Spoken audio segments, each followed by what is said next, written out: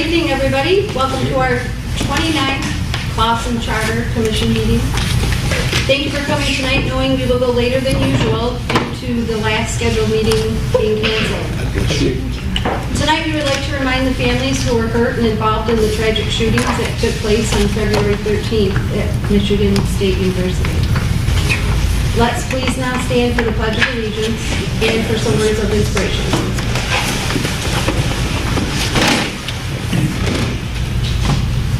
I pledge allegiance to the flag of the United States of America and to the republic for which it stands, one nation, under God, indivisible, with liberty and justice for all. We ask blessings on the people who have been called to lead the community in which we live and work and play. Keep in mind, because we all forget from time to time, that we're not only leaders, but also servants, and that it's our responsibility to serve the common good of all.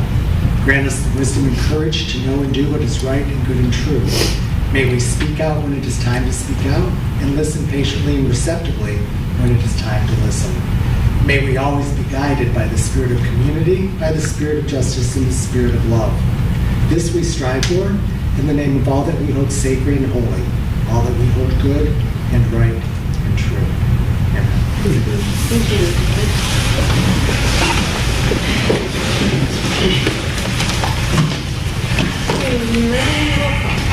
Bolin. Here. Dwyer. Here. Hanser Maynard. Here. Irwin. Here. Marucci. Here. Nasri. Here. O'Neill. Here. Parker. Here. Slawinski. Here. That's everyone. Thank you. Here, all here. Okay. Public comment for items on the agenda.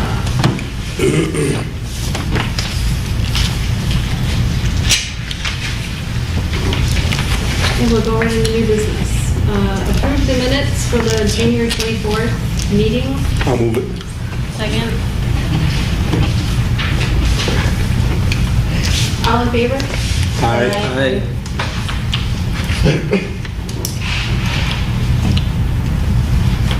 We are gonna jump to C and come back to B. The attorney's almost here. We'll be here in a few minutes.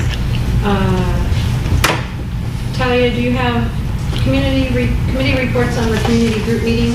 I did have our first meeting yesterday. It went pretty well. I was hoping to get with August possibly to start putting our actual schedule on the Clausen calendar, like the actual city calendar. That was a suggestion that I got, so that was something that I'm going to go ahead and implement. I did go ahead and reach out to Troy. He is part of the Boy Scouts that are here in Clausen. He is talking with his parents tonight to see if they would be more open with me coming to one of their meetings to actually speak with them or having another avenue. I did reach out to Guardian Angels. They did say that they would like to take a step back from that, and I understand that. I'm getting back with Bob at Clausen Church tomorrow for an open meeting time as well. That is currently what I have. I do have another meeting at Blair Memorial Library too as well on March 13th at 6. Thank you, Talia. Thank you. No problem. How many people came to the meeting? One person came to the meeting, one person came to the meeting yesterday, but I did have people reach out to me separately and express they wanted to come, and one of the suggestions was that, hey, maybe putting it on the Boston City calendar would make it a lot easier for people to know, and that was an oversight on my part. So, Just send an email. So I got it. Okay. So that's gonna do that. Okay, you said March 13th? March 13th at 6 o'clock Yeah, at Blair Memorial Library.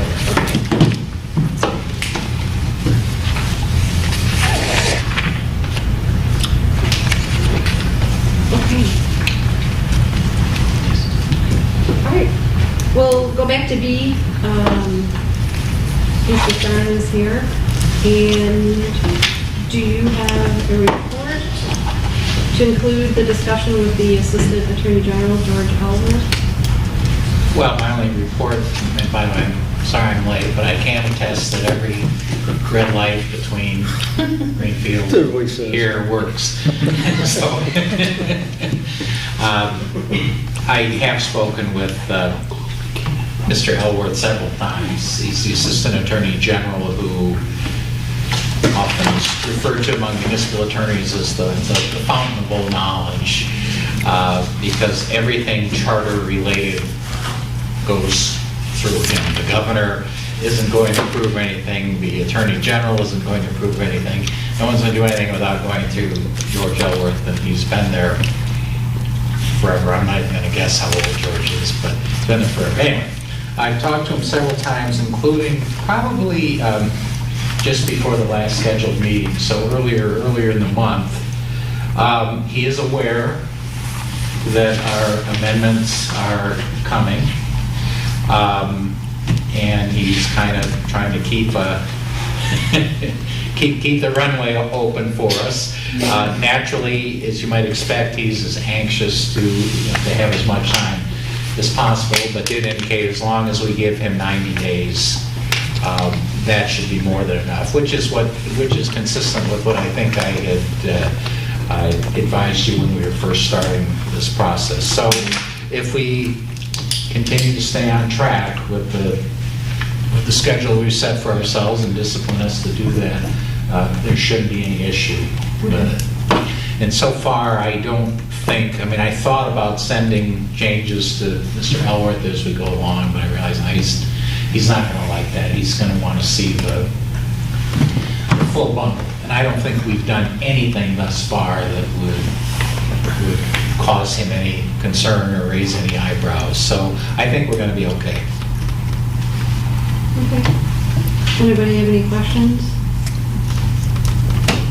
I didn't have any questions. I think we thought we were keeping the same, that we're okay with currently the timeline is what I'm gathering. We're fine and on pace and we're still making the time, correct? Or we're still like... We'll probably have to, we'll talk about that after we get done with tonight's big rock revisions. Of what, how long it takes us to work through them. We probably should discuss meetings because we only have 4 left. Wow. Before we were planning on handing over the document that we want to have Right. go to Mr. Oswald. So, okay. Thank you. You're welcome. Thank you for coming. All right, that's really deep. We're gonna, I'll talk about the finance documents discussion. I spoke with the Director of Finance today and not really sure why we're not still balancing, but she sent me some information. I'm gonna go over that and her and I are gonna work together. I called her today, she called me right back, so I'm very appreciative of her quick turnaround and talk about how we're going to handle figuring this out, so I was pretty happy with that. And with that, we'll head into old business and get right on our Big Rock revisions in order of appearance. Does everybody have the revision 2 Big Rock list?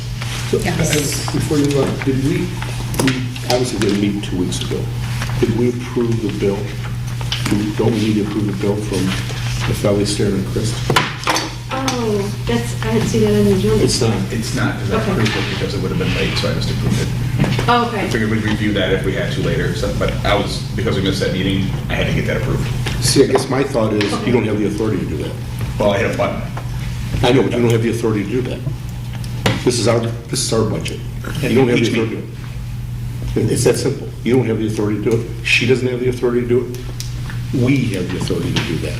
And I think that's important to know. And if we're going to hit with a late fee, we'll talk to Mr. Stern. My guess is we wouldn't have gotten hit with a late fee. So I think we got to be careful of that. This is our budget. The finance director shouldn't be approving things. The city manager shouldn't be approving things. We approve it. If we have to get a special meeting, then again, I'm one. But I think it's important. We're in control of our budget. Or we're not. Right. So I think we need a motion on this. Okay, so let's, And I'll move it. I'll support. okay, all in favor? Aye. Okay.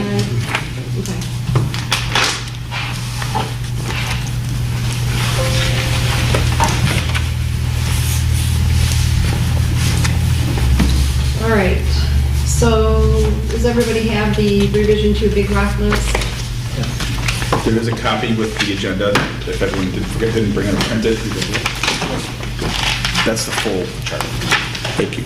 So the one you gave here, That has a list of that which is the number 2? Yes. Thank you. Revision Yeah, two. there's enough for everybody in case you didn't print them, so. And there's extras. Wait, you're talking about the list in the packet, or you're Yes. talking about, yes, okay. Plus you have a full chart. if we- Okay, so the intention was to take a look at this and go in order and just do that. So we start with 1.03. Should the city continue to consist of one ward or have multiple wards? And let's open up the floor to, what do we think about that? From our past discussions, I thought that was one that was more of a curiosity. I don't think anyone is seriously entertaining the idea of wards. So can we just say one ward, or do we need to make a motion for each of these? Like, it's not a change, so I think if we're not making a change, we don't need a motion. Exactly, I agree. Do you agree? Yeah, I think that's fine. And right now, your charter provides, the city as a whole is basically one ward, a single ward. This was simply, like many of these things on the list, just suggested things that I threw out to you that you might want to discuss. I was not recommending you do it or that you not do it, but just these are the type of things you might want to look at. So if the commission's content to move on without that change, then that's fine. Move on to the next one. Okay, and we will be doing so.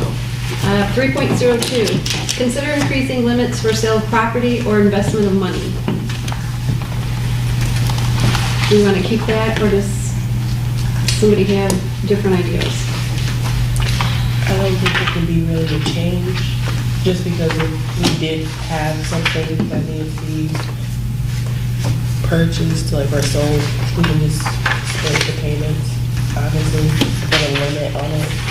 There's other ways to split up an item on an itemized sheet. I just don't see that making a big difference in change, per se.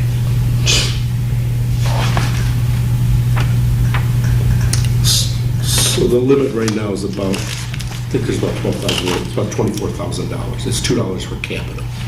It's in paragraph 2. Yes. I suppose the question would be, given that this charter was, trying to remember when it was last 1940. amended, it's quite a while. I mean, just inflation alone since that time would pump that number up considerably. I'm not suggesting that you need to do that, but that's one of the reasons I brought it to your attention. You're talking about, year 2023 dollars as opposed to, back in the 1940s where $24,000 probably seemed like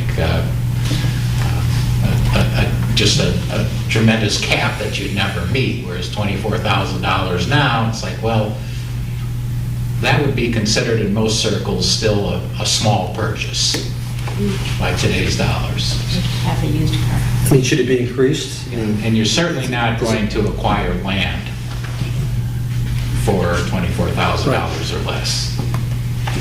That's clear. Joe? Joe, do you want to weigh in on this, or do you? At least 3 of the cities I work for, the most holy land is parkland. And it didn't allow for sale any parkland unless there was a vote of the people. Didn't matter if it was $1 or $2, you end up with a spare piece of property that's sort of weird, it's landlocked, and it's like you couldn't get it. That's an extreme example. The parkland is the one that, when things get tight, that's what, because it's vacant land. Yeah. And, and we've seen that happen with the city of Detroit with Huntington Woods. They tried to sell the golf course, Royal Oak sold the golf course. That's great. There's a vote of the people. That's the one we need to be, I think, need to be careful of. I really don't care if the city acquires a lot someplace because someone doesn't pay their taxes and the city acquires it and puts it up for sale. That's my point of view. Parkland is, I never thought I would say it, but parkland is really, you got to really be careful for it. So should we increase it to the average cost of one residence? Okay, so they have to sell it? Right? Because wasn't our house over Hendrickson that they had to condemn and sell it?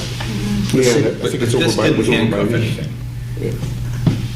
Why wouldn't it?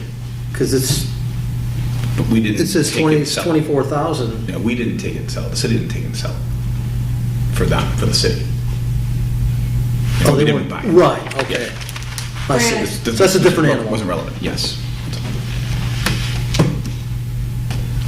Madam Chair, $24,000 in 1940 is $512,862. Higher than I thought it was going to be. Well, Is there we've asked this before, and I don't know if anybody has seen any examples in other charters, but is there a formula? I mean, is this a good formula to use so that future charter commissions don't have to revise this over and over again to keep up with inflation? You might be able to build in, I don't know if there's any set formula, I've seen it. I've seen all different numbers, and it has a lot to do with how old the particular charters are that I'm looking at. It'll be a real old number for old charters. It'll be something with more digits in it for more. I mean, you could certainly set a limit and then even add in like you said, I think you used the word formula, Mr. Irwin, but you could add in an adjustment for tied to the CPI, similar to what's done, for instance, at the state level with the taxable value formula. They just have that automatic inflation adjustment that we've all seen in effect this year when we get our notices of assessment increases in the mail. And then in terms of the concern that Mr. Marucci raised, I think that's a legitimate one, and you could really break it into two things. You could have that limit, whatever it is, whether it's $24,000, $200,000, $500,000 before you have to go to a vote of the people. But with regard to parkland, you could separate that out and just say, no parkland shall be transferred, conveyed, sold, Without the whatever, vote of the people. without a vote of the people. I have seen charters that say that, just flat out, no getting rid of parkland without a vote of the people. In fact, there's even a provision in the, I think it's in the Municipal Planning Act, that if you have a park that's part of your master land use plan, it's designated as park in the master land use plan, the municipality cannot convey it unless there's a vote of the people. But I have seen charters that state that rather affirmatively. Well, one of the things that the DNR has done over the years, going back to the 80s, is they've had the recreation bond authority where they're giving monies to municipalities for parks improvements. And they have a caveat that goes with it. There are two caveats. One, you have to put a sign up that this was done with this part with this money. And number two, as long as that equipment that you have in there, you have to maintain it until such time as the DNR says it's no longer maintainable. But the park itself has got to maintain a park forever. Yeah, as Mr. O'Neill indicates, that's a pretty standard condition with regard to any grant, or for that matter, any state or a lot of times federal funding as well. It's pretty much permanently restricted to public recreational, and the only way you get around that is you got to go back to them and have them approve a conversion or an exception. That's the way true. Yeah. It does happen, because I actually did that when the parkland was sold years ago, and we found out it was actually, it's very restricted. I've seen it happen even with, I don't want to prolong things here, but with another community I work with where they just had an opportunity to allow a cell tower to be located in the park and to make money from that, to get paid rent, but they needed to get approval from MDNR in order to allow that cell tower. In that case, they allowed it, but the point is that they couldn't just do it on their own. They did have to get the state approval to allow any portion of their park to be used for private purposes. Chair, can I make a point of information real quick? I just want to remind the commissioners that we know that you're not lawyers, and we know that you don't speak legalese. So if you're going to make a motion with an intent, that's what John's for. To figure that out, how to make the intent of your motion reality. And then that will actually come back to us for a final approval. Does this language mean what I wanted it to mean for what you voted on? So don't worry about not being able to phrase something the way you think. Try to get your intent out, and we'll work on it from there. Okay? Commissioner Irwin.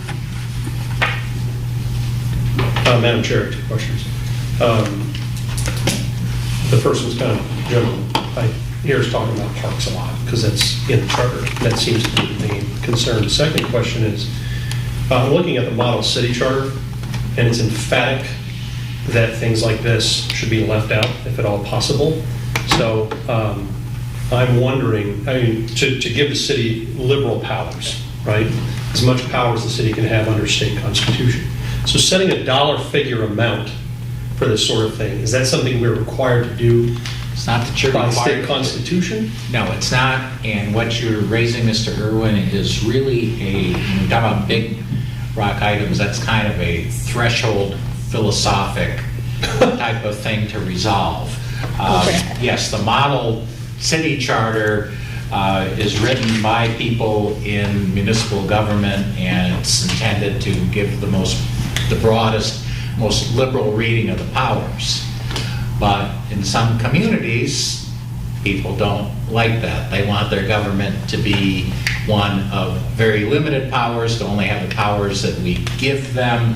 Basically, we don't trust the government if we don't keep them on a leash. So that's the fundamental philosophic or policy question you want to answer is, do you trust your elected officials to make the proper decisions and to not foolhardily spend too much money, or do you want to just say, this is it, you don't go any higher than this number, this threshold, without coming back to we voters and getting our permission? So to make it, if I have permission, so to make it practical, then, I don't know if this 3.02 in our charter has ever been an issue.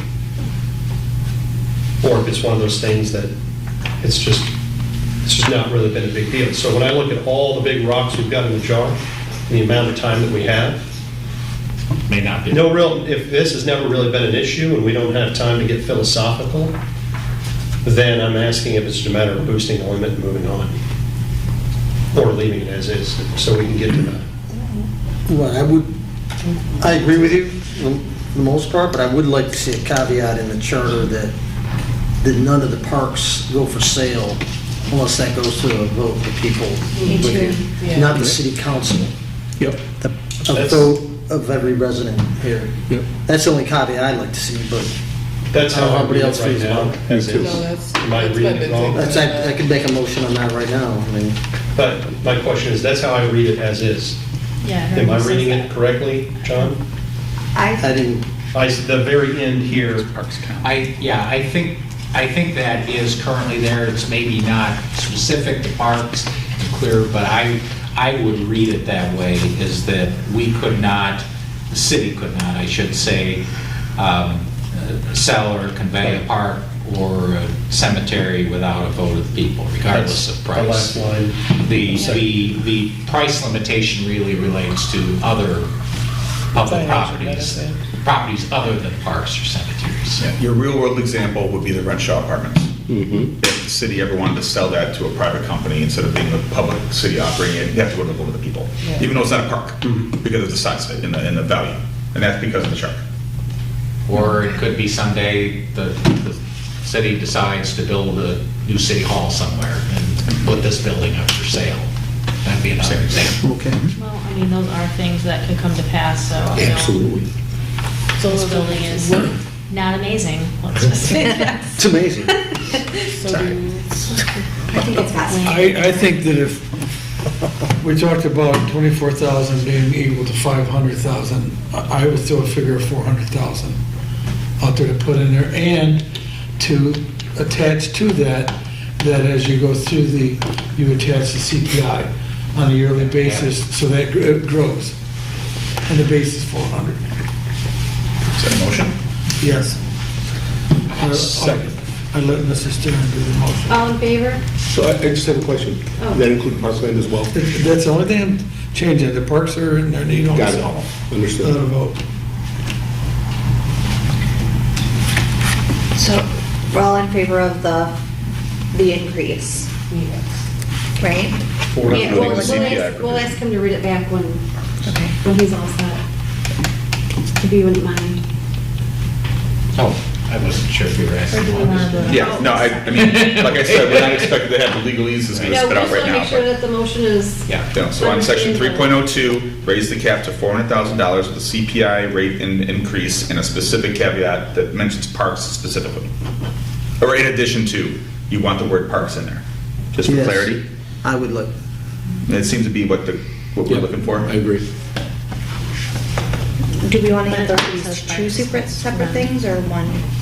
Do we want that as one? I'm comfortable. Does it matter? Personally, I'm comfortable with one. Yeah. If we are. yeah. And folks, bear in mind before you vote, when we're done here, I'm going to go back and put pen to Clean it paper up. and make Absolutely. changes, and they'll be coming back to Yep. you. So So we'll have a second. this change. isn't, it's not that, make your decision now or, forever hold your peace. You'll see the language, and if you don't like what you see, or if you want to do some wordsmithing at the next meeting, we'll have that opportunity. So it's really an authorization for you to. That's how I'm viewing it. Exactly. I think you're correct. That makes sense. Yeah. Okay, so there's a motion on the table. Did some, It's seconded. okay. All in favor? Aye. Okay. Opposed? So, and what about part two of that, which says the city can't enter into a business activity? We haven't addressed that, or we just gonna leave it as it stands? That last sentence is really sort of weird, but it's there. Yep. In the business Section two. enterprise requiring the investment of money in excess of 10 cents per capita. Right. Unless approved by a majority of the electors Again, yeah. voting thereon.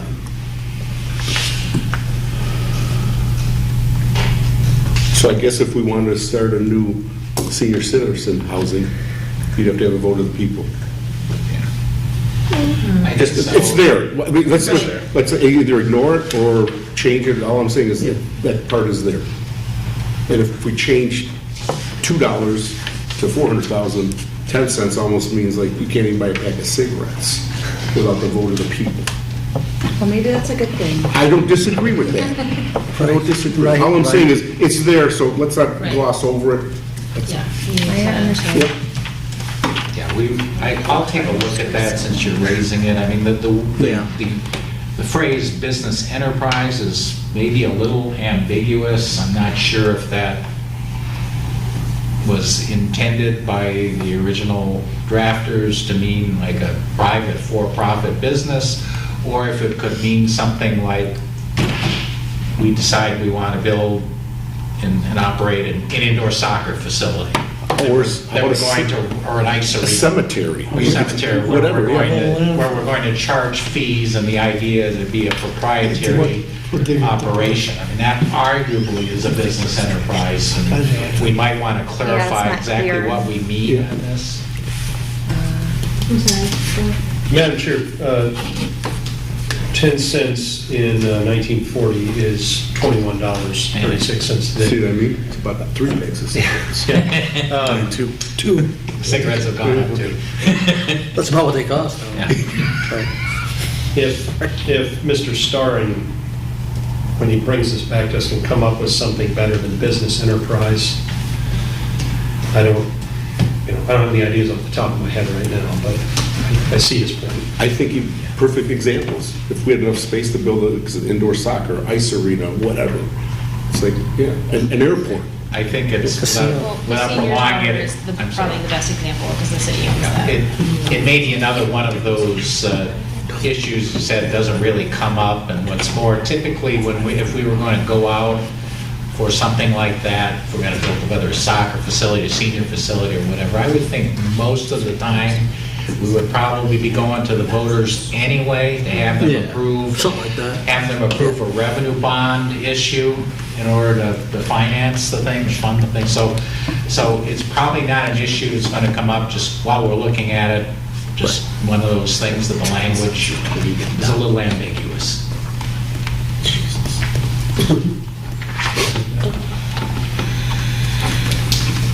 Okay. Okay to move on?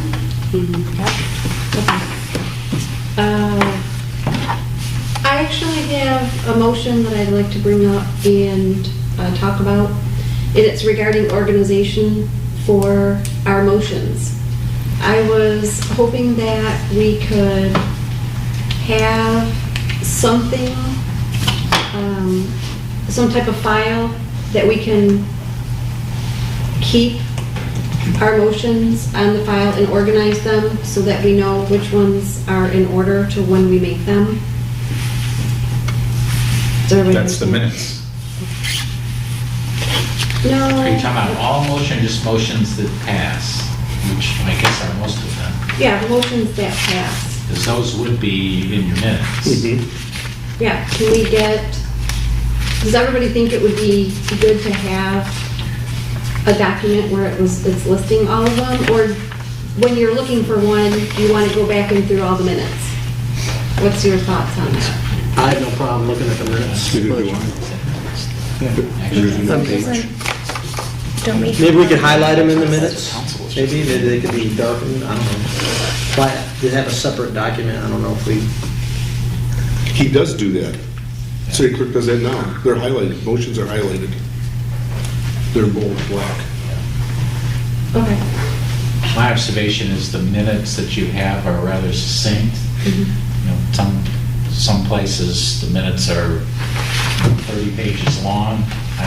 That's not how yours have been so far, but they do Well, 'cause we really haven't had reflect a lot all the of- decisions and the motions. Okay, well, we haven't really had a lot of motions, and we're gonna be doing motions through this. So, So basically, starting February 28th is when our major motions. okay, so That makes don't me make want any to see more work something for like a ourselves. motion picture. Yeah, probably. I mean, unless you're looking to capture more of the detail of the discussion, because I know sometimes we're like, did we talk about that? But if we're actually making a motion and voting on it, then it shouldn't matter, because we discussed it and voted on it. So, we're probably good. and it is highlighted, or what I'm told, right? Yeah. In there, so. There's an excellent search engine on the documents on demand too. If there's a specific word you're looking for, try to find it, you'll find it like that. The It good works thing is we're very going in order too, so if we, with the rock list. Okay, so- I just wanted to talk about it. Yeah, no, I see what you're saying. Okay, so let's move on to, well, the next one is chapter 3, add a section authorizing intergovernmental cooperation. That's something that mean? I suggested. You have that power there's several state laws. Please don't ask me to cite them all to you, but there's several state laws that authorize it. You don't have anything that says in your charter that you have this power. I just suggested it. It's not a game breaker kind of thing. It's authorized in state law. You do enumerate other powers. It just seemed to make sense to me that if you're listing the powers, that would be one of them, the power to enter into intergovernmental agreements for services. John, at least the term here is cooperation. You probably meant agreements, correct? Because that's what you just said. Yes. Okay. Yeah, intergovernmental When cooperation. you mean intergovernmental, I mean like the city, between the city and the county, the city and It can be the city, state. the county, it can be cities. I mean, examples would be a lot of communities. I bet Clausen already has some. We got a ton. We have mutual aid agreements for firefighting, sometimes for So we're police already doing it. services, sometimes for recreation, other kinds of things. You just don't say it right in your charter. And I just thought, well, while we're working on the charter, let's update it to include that authority. But Sounds good to me. you have that authority whether you include it in there or not. Commissioner Irwin, thank you for raising your hand. Go The ahead. Model City You have the Charter. floor. Yeah, the Model City Charter does recommend this statement, and it reads, "The city may participate by contract or otherwise with any governmental entity of this state or any other state or states or the United States in performance of any activity which one or more of such entities has the authority to undertake." That's from the Model City Charter. Fantastic sentence, I love it. motion. What's that say? What was that? Do we I like motion it. to put Yeah. that? Somebody Did you just do that? Yeah. Sounded like a motion. Sounded like a motion to me. What's that? Plagiarism I issues. was talking over you. We're just- Let's just use the model. It's not plagiarism at this time because no one's grading it. So does Plagiarism is somebody, encouraged. Talia, did you make that a motion? Yes. use the model charter I language for motion to use cooperation. The model city charter intergovernmental agreements, Intergovernmental relations. relations. It's in section 1 of the Model City Charter. Right, second.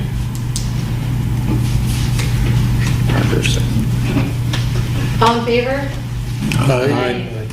All opposed? Okay, 4.01.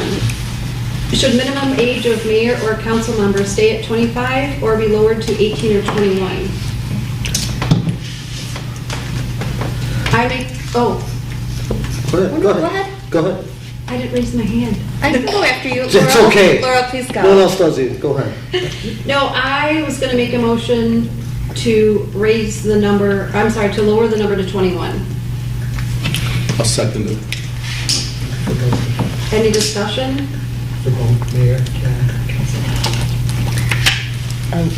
I, Be 18. Yes, for about 18, you think? I have a problem. Well, okay. Go ahead. Oh, for discussion? Ladies, all in favor? Okay. All in favor? There wasn't a chance to discuss. Oh, we're Oh. discussing? Well, Did there's you some, discuss it, we or? want to open it up here. Oh. You guys something to say? Trace, go Go ahead. on. I see 18 and I see 21, but I think that it's going to be hard to sell 18 to the people. I almost think that it's also going to be hard to sell 21 to the people. I was actually throwing out like 22 or 23. I think it should be lower than 25, but I want to be something that, I mean, I'm all for 18 if you're capable. You know what I mean? Well, There's, sure, but that's for the people to decide. That's why you run and people vote. yeah, but I think, like, even as far as the charter passing, I think that hearing any number above 22 is going to be more comfortable to the older citizens of Clawson. So I do not want people to be completely thrown out just because they're 18. And I'm worried that a lot of older citizens would automatically do that. So are they going to be more comfortable if they're hearing 22 or 23? I'm throwing it out there. I have nothing, you know, No, I mean, that's fair. I mean, yes, there may be, people might have a problem voting. Are they gonna throw the baby out with the bathwater because of this one provision when they could simply not vote for an 18 or 19-year-old? Maybe. I'll make a motion that, well. We got a motion already. I think We got a motion already that Okay, has to be all right. discussed and voted on, then we can go, All right. you know. I think a good compromise would be 22. Let's be honest, how many people under 22 are going to run for city council or planning commission? Be for surprised. This? How often does that happen? All the time. About 60%, I Like don't know. all the time. Really? Yes. Well, it happens a lot. Yes, it does. I'm just asking for some clarification to make sure I understand what Commissioner Nazary was saying. You know, the charter could say 18, the charter could say 12. The people vote and the people decide if they want someone to represent them or not. But I think Commissioner Nazary's point is that because the public has to vote in November for this charter, taking the minimum age down to 18, while it fits within the parameters of democracy, you know, it gives the people the power to choose. Your concern is that if we recommend that to the people in their charter, it could be a sticking point for enough voters that it could Torpedo the charter. torpedo the charter. They could think we're trying to let kids run the city, you know, in their eyes. I don't see it that way at all. I'm not disagreeing Yeah. with, you know, I'm not saying that it's a negative at all to have it even be 18 or 21, but I don't want that to be the reason that people vote against. May I just have one more tidbit That's of like a good information idea to which do may in the middle. bear on that point?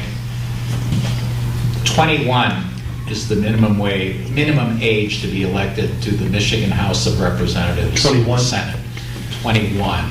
So if, and I'm not recommending one way, I'm just throwing it out. Oh, no. But I mean, I think that's important to know, because at some point, as part of our educational process and rolling this out, we certainly don't want to have anything in the charter that's going to blow up the whole thing. But it seems to me, explaining it in a way that this is consistent with what the minimum age is for our state legislators, that maybe helps sell it, if the thought is that it should be lower than 25. But if you're comfortable with it being 25, so be it. Did you look at other charters to see what they said?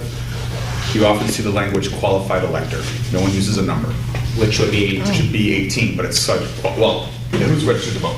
So it's qualified elector. That's the term they use around it. My theory is if you can vote and go to war, you should be able to run for city council, but, you know, and that was the argument way back when with the drinking age. well, yeah.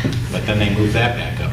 I mean, being qualified, but when they see, I don't want them to see 18 and, you know, it blows up, when the chances of that happening are not even as likely, but we're allowing it. Really, the only thought with 18 is that at 18 you can participate in the political process by voting, so you can make the argument, if I can vote, why can't I also be elected? Yeah. So again, you'll have people on both sides of that. That's too young, or I think 21 should be where we stick. I think the sweet spot between 25 and 18 is 21. If you have an issue with 21, 22 is still an option as well. But to go as far as 18, you know, you still, you know, I can consciously say that I hadn't lived enough life to have a very valid opinion about a mill of anything, or even trying to understand what it meant to have an assessment tax or any of that. Like, I didn't know anything. So to try and say that put somebody in a position to give an opinion or represent another group of people who are not going to be in that same financial standing, not having the same demographic, there's a lot of things that come into that. I think 21, 22, you could still see somebody with a young family at that point. And that might be a lot more acceptable in like an adulting perspective. So the consensus that I seem to hear is that all of us in this room are comfortable with a lower minimum age to run and qualify for office. If we're concerned about the passage of the charter in November, that is, you've heard me bring that up many times before. But the answer to me is, if 21 is the age that our state constitution allows people to run for the state legislature, then it seems to me that we have our talking point if anybody raises the issue. So I would be in favor of 21 being the minimum age for election here. Does somebody second my motion? It was seconded. Had a question. It already was, we were discussing. Did you See, I call had the a comment. question? Joe did too, do you want to go first? But my only comment is, as much as I agree with what you said, I guess if I was opposed to 21, I could say, yeah, but you got to be 30 to be a House of Representative member, 35 for a senator. So is his 21 the right age, or is it my 30 the right age? Well- I think it ought to be lower, and I agree with 21. Madam Chair, could you call the question, please? As soon as Samantha's done talking. My motion supersedes that. Oh, okay. Sorry. his motion needs to be Oh, voted. so it took your time. Oh, That's your okay. motion. What was your? Well, he wants to end debate and vote now. Yeah, when you do that, it means that we have to vote. No more discussion. But you have to Oh. vote to end debate. Thank you. So Okay, could you so- repeat the motion? To lower the It's been a while since we- age for mayor and council to 21. 21's the number we're working with. Okay, so all in favor? Aye. All opposed? Nay. There you go, August. You got a no vote. That's a first. And just so we're Dissension clear, in the like, ranks. I was just bringing up like a devil's advocate thing, like, I No, understand That's a all of it. completely fair point. I'm unwilling to let the anchors of this community call the shots anymore, so that's one gal's opinion. Printed extra sheets there for us. I was a- This is another 4.01. Is that Inside the council? Yeah. But everyone wants to mess with it. Okay. All right. 4801, Spent way I guess too much this time is on that. within the same section. Should size of council be increased from 5 to 7 members?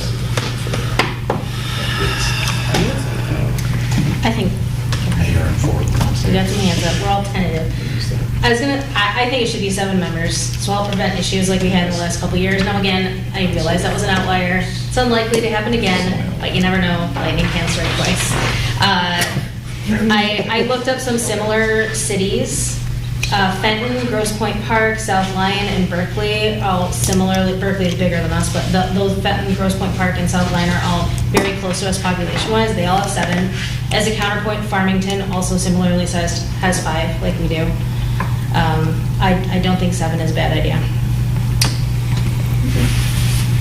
My only concern with having 7 is, I mean, look at all the argument and not getting things done now when they're having 4 or 5. If you increase it to 7, you have possibly more bickering and less would get done with more. Am I way off bases on that, or? I think see 5. it the other way. Go ahead, First, I don't know. Commissioner Ernst, First, go ahead, yeah, you go have the ahead. floor. I don't have a strong opinion on this. I was having a conversation with James Petrino. Many people know James. And he asked me how the process was going. And we talked, he said something to me about council size. And I said, I think we ought to leave it at 5. Let's not mess with it. And then James made a few points to me about some of the issues that we have had in Clawson with the council of 5. Having a vacant seat for a really long time and only 4 members. The smaller the council, the more power each member has to hamstring the business of the council. So his point was when you have 7, that reduces the power somewhat of each individual member and spreads it out more across 7, so that if you do have a vacant seat for an extended period of time, or you have a couple of hardliners that, you know, are stuck on it and won't let things move, you have more wiggle room and more negotiating room with 7 members. That makes a lot of sense to me.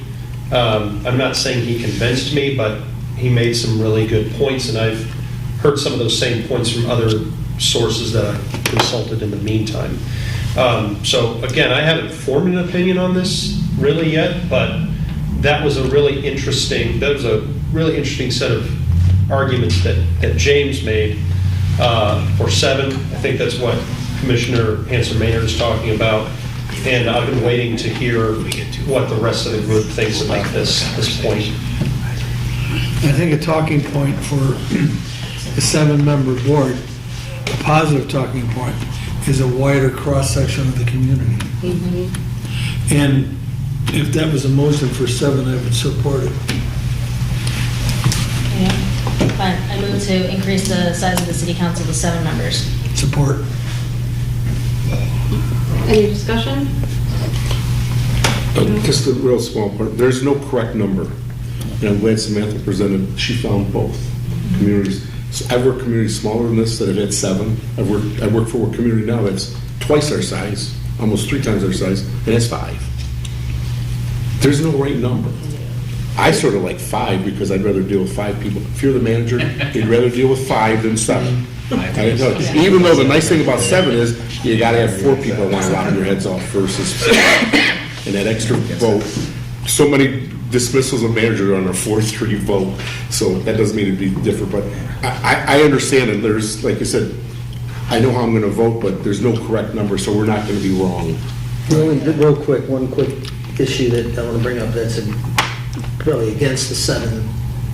This is a city of what, 11,500 people? I think it's about Are we going to be able to 13. get people, 7 people to run Well, we had for a what, city this size? 9 on the ballot last election, right? Wasn't it? They wouldn't have that many? I mean, if you count the girl who wasn't old Okay. enough. You You only had 7 for charter commission, but yes. Just it seems like a lot for a city this size, but hey, I'll go along with the majority. Fenton, Grosse Pointe, and South Lyon make it work in Berkeley. I actually, increasing it to 7 was one of the first things that I thought of when I ran for commission. And I see it both ways. I was also concerned about, considering that right now we don't even have a fifth fill-in, I was concerned about how we're going to maintain 7, which we may have to look at that with terms. But I also feel like when we have 7, right now we have 4. we have So it's 5. really easy to. We have 5. They appointed someone. Oh, did they? Yeah. Okay. Scott Tinley. So I've been Remember having, Mr. Tinlin? Okay. Maybe you weren't here. Okay. I've been having some medical issues, so I'm a little out of the loop, but, for having 4 this whole time, what had happened is I was seeing like, they kind of partnered up, and it was us against them. And I feel like having 7 will allow people to feel a little bit more, heard, like, there's more opportunity for, each side to feel like they're being covered, if that makes sense.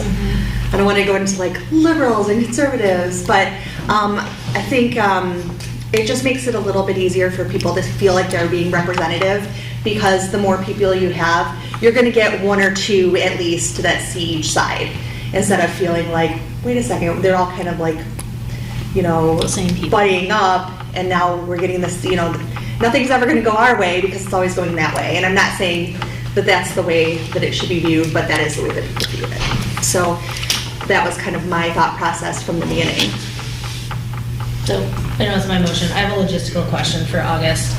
Like, okay, so increasing it, obviously would be, I know city council members, they're not, it's not like a job, but they are paid.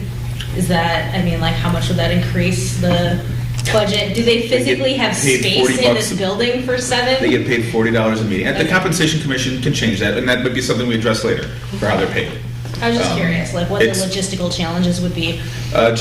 We probably. Can you squeeze 2 more rework- chairs up there? Well, it's not about squeezing 2 more chairs up, it's about taking some down and redoing the dais so they're not sitting way up high over everybody. Anyway, that's a judge's chambers. That's why, that's how it's built. 2 more Well, the mailboxes. city council. Yeah, 2 more, we have mailboxes. We can accommodate mailboxes. 2 more emails isn't gonna be a problem. The school board is getting rid of our thing that we sit behind, so you guys can have it. Well, there is a conversation, I actually said I was gonna put the redo of the city council chambers into next year's CIP budget. I didn't think they wanted to see spending money on tearing a room apart, but this would facilitate that, a change Okay. sooner, that we could fit in and make work. Not that that should That I think was hamstring necessary any anyway, efforts, I was but- just curious, Yeah. like, what the logistics would be. That's the worst of it, would just be shifting the seating around a little. Isn't there a max of $2,500 that they can earn? Under the current compensation commission, yes, or it's a little bit more than that, but they max out every year. Yeah. Every year. They At work 40 meetings. $40 a meeting, they max out? Yes, absolutely. Like special meetings. Oh, the special meetings. You have the floor. The last place I worked was incorporated in 1840, and they have a 7-member board, and the population there is similar to Clausen. And so you can look all over the state, and I agree with the conversation that when you spread that out to 7, now there's more horse trading going around. And you find different alliances on different things. And when you have, like you have right now, or had a 2-2, that's untenable. And I think this is one of the things that we can help shortstop that in the future. And believe me, people know that and if you do like most of the other communities, you have 4 up every 2 years or whatever it is, they're staggered. There's always 4 up. And it works, and you'll find people to run. And if you don't, and there's a vacancy, believe me, there's people up there who'll be more than happy to take an appointment. And they didn't have to go run or anything like that, so not an issue. Okay, so we can go ahead and vote. Let's vote. What's the Okay. original motion? The motion would be to increase the city council from 5 to 7 members. So, all in favor? Aye. All opposed? Okay. So technically, that's 6 in the mayor. Correct. Yes. Yeah, thank you for pointing that out, I don't know if we need to specify that. Including mayor, you said? Yeah. 6 plus the mayor. Yeah, this says an increasing the city council. Yeah. Yeah. Really, that we're would probably be an including easier way city to do it, council. is just increasing the size of the city council by 2. Okay, 4.02, moving on. All right, can I start on that one a little bit? Sure. It makes no sense to reduce the council terms from 4 to 2 years if you're gonna have a 7-member board. That takes care of that. Now, you got the mayor in there for 2 years. I never thought it was fair that the mayor's term was 2 years. Now, I'm going back to Mary Harris when I first got hired here, and they talked about changing the terms. And Mary said to me, the guys will never let me have 4 years. I'll never forget her telling me that. She told me that. The guys will never let me have that. How long did she serve for?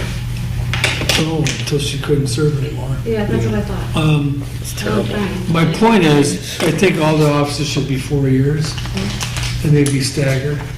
So I think with this charter, and I would defer to the parliamentarian, I don't know how you get from there, because you've got people that are serving, and once this goes into place, whether or not you have a whole, say, election at that time, I don't know. That's something we should come back to. John, why don't you look at that, and Yeah. before we get done with all that, he can tell us how that might work out. But I still say that we should have the 7 members, everybody have 4-year terms as well as the mayor. I mentioned either, when I put this in, the primary reason I raised that as a question, again, it's one of those things, you see it vary from one community to the next, some have 4 years, some have 3. But the thing that really jumped out at me was, why are council members 4 years and the mayor is 2? It seemed like they should all be one or the other. Just struck me that way. Now, if you're gonna change that the mayor is not elected as the mayor, like they have in Birmingham, but they elect the mayor from the board. Farmington, too. Farmington. That's different. That's a whole different thing. I'm not saying to do that. I'm not saying to do that. Just want to make that perfectly So clear. so what you're saying, the city council would appoint the mayor? No, I'm Amongst themselves, that's the other option. that's the other option. I'm not saying I'm for that. I'm just pointing that out, that that's out there. But I think that the mayor should have a 4-year term, just like anybody else. Yeah. I believe- I agree. 7, going to 7, and And it was they all, unanimous. unanimous, okay, thank you. Joe was first. Oh, no, Joe. What I've seen in my years in municipal government is it's gotten away from a 2-year term to the 4-year, to the staggered 4-year.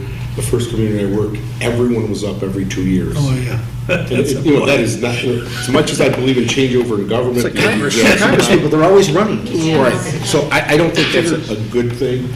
But lately, I've also been seeing, like the last 10 years, mayors going from 2 to 4. And I really do think it makes absolute sense to, it's, he or she is a member of council, and there's no reason that should be a 2-year term Right. versus a 4-year term. I agree.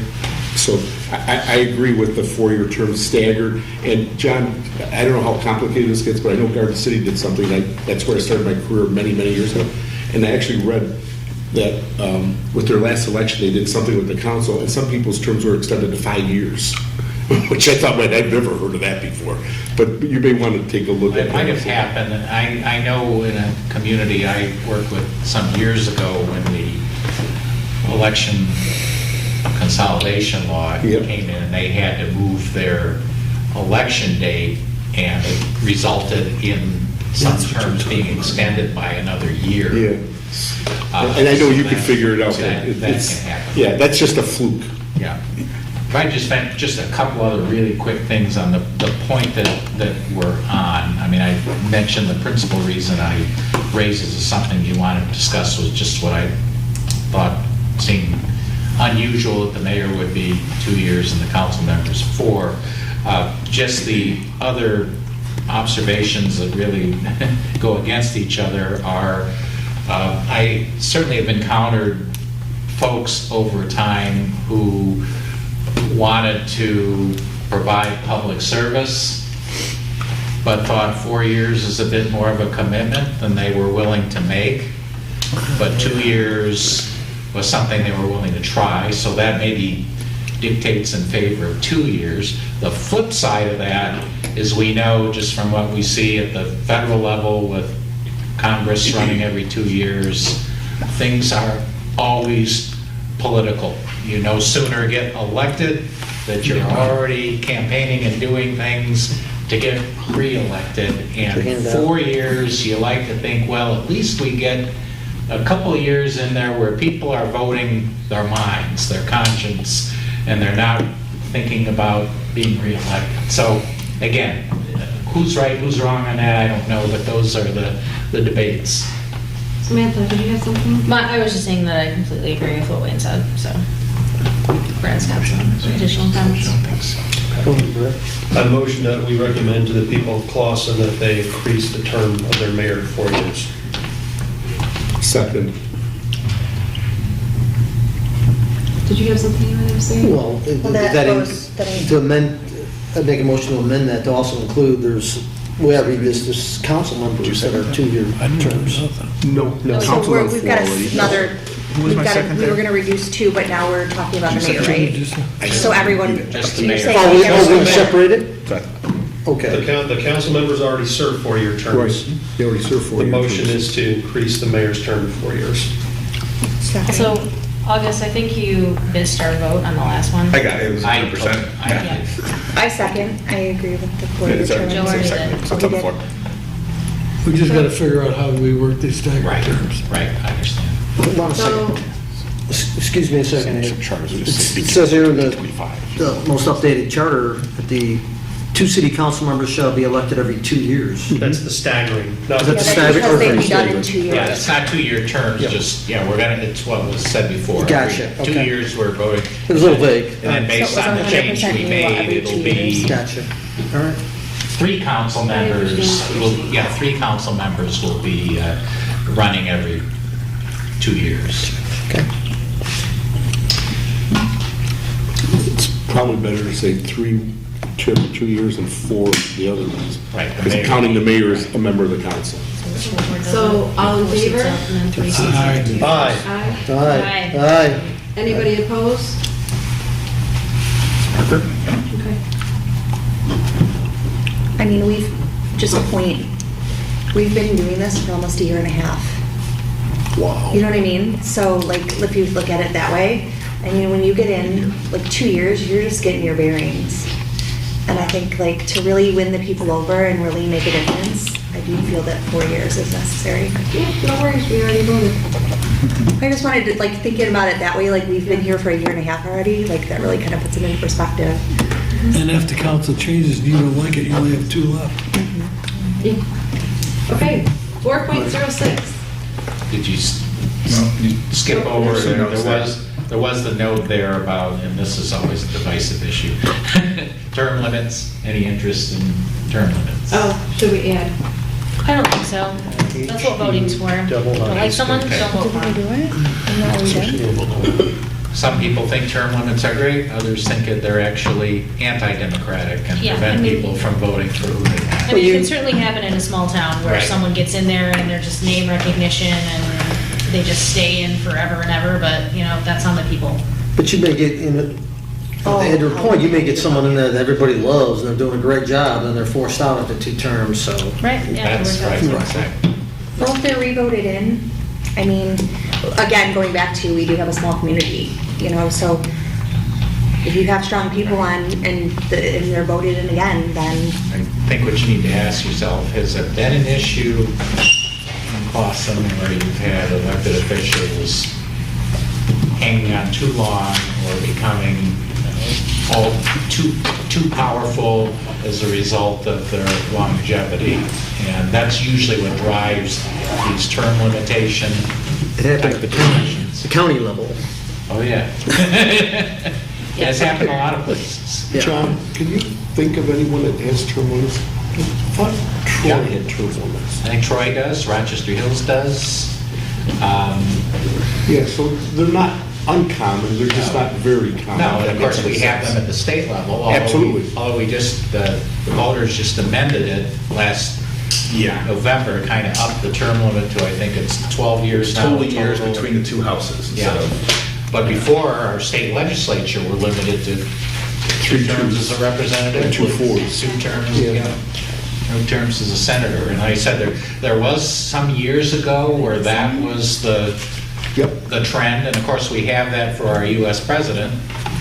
But it's been in the Constitution, I think, since day one, if I'm remembering my civics class correctly.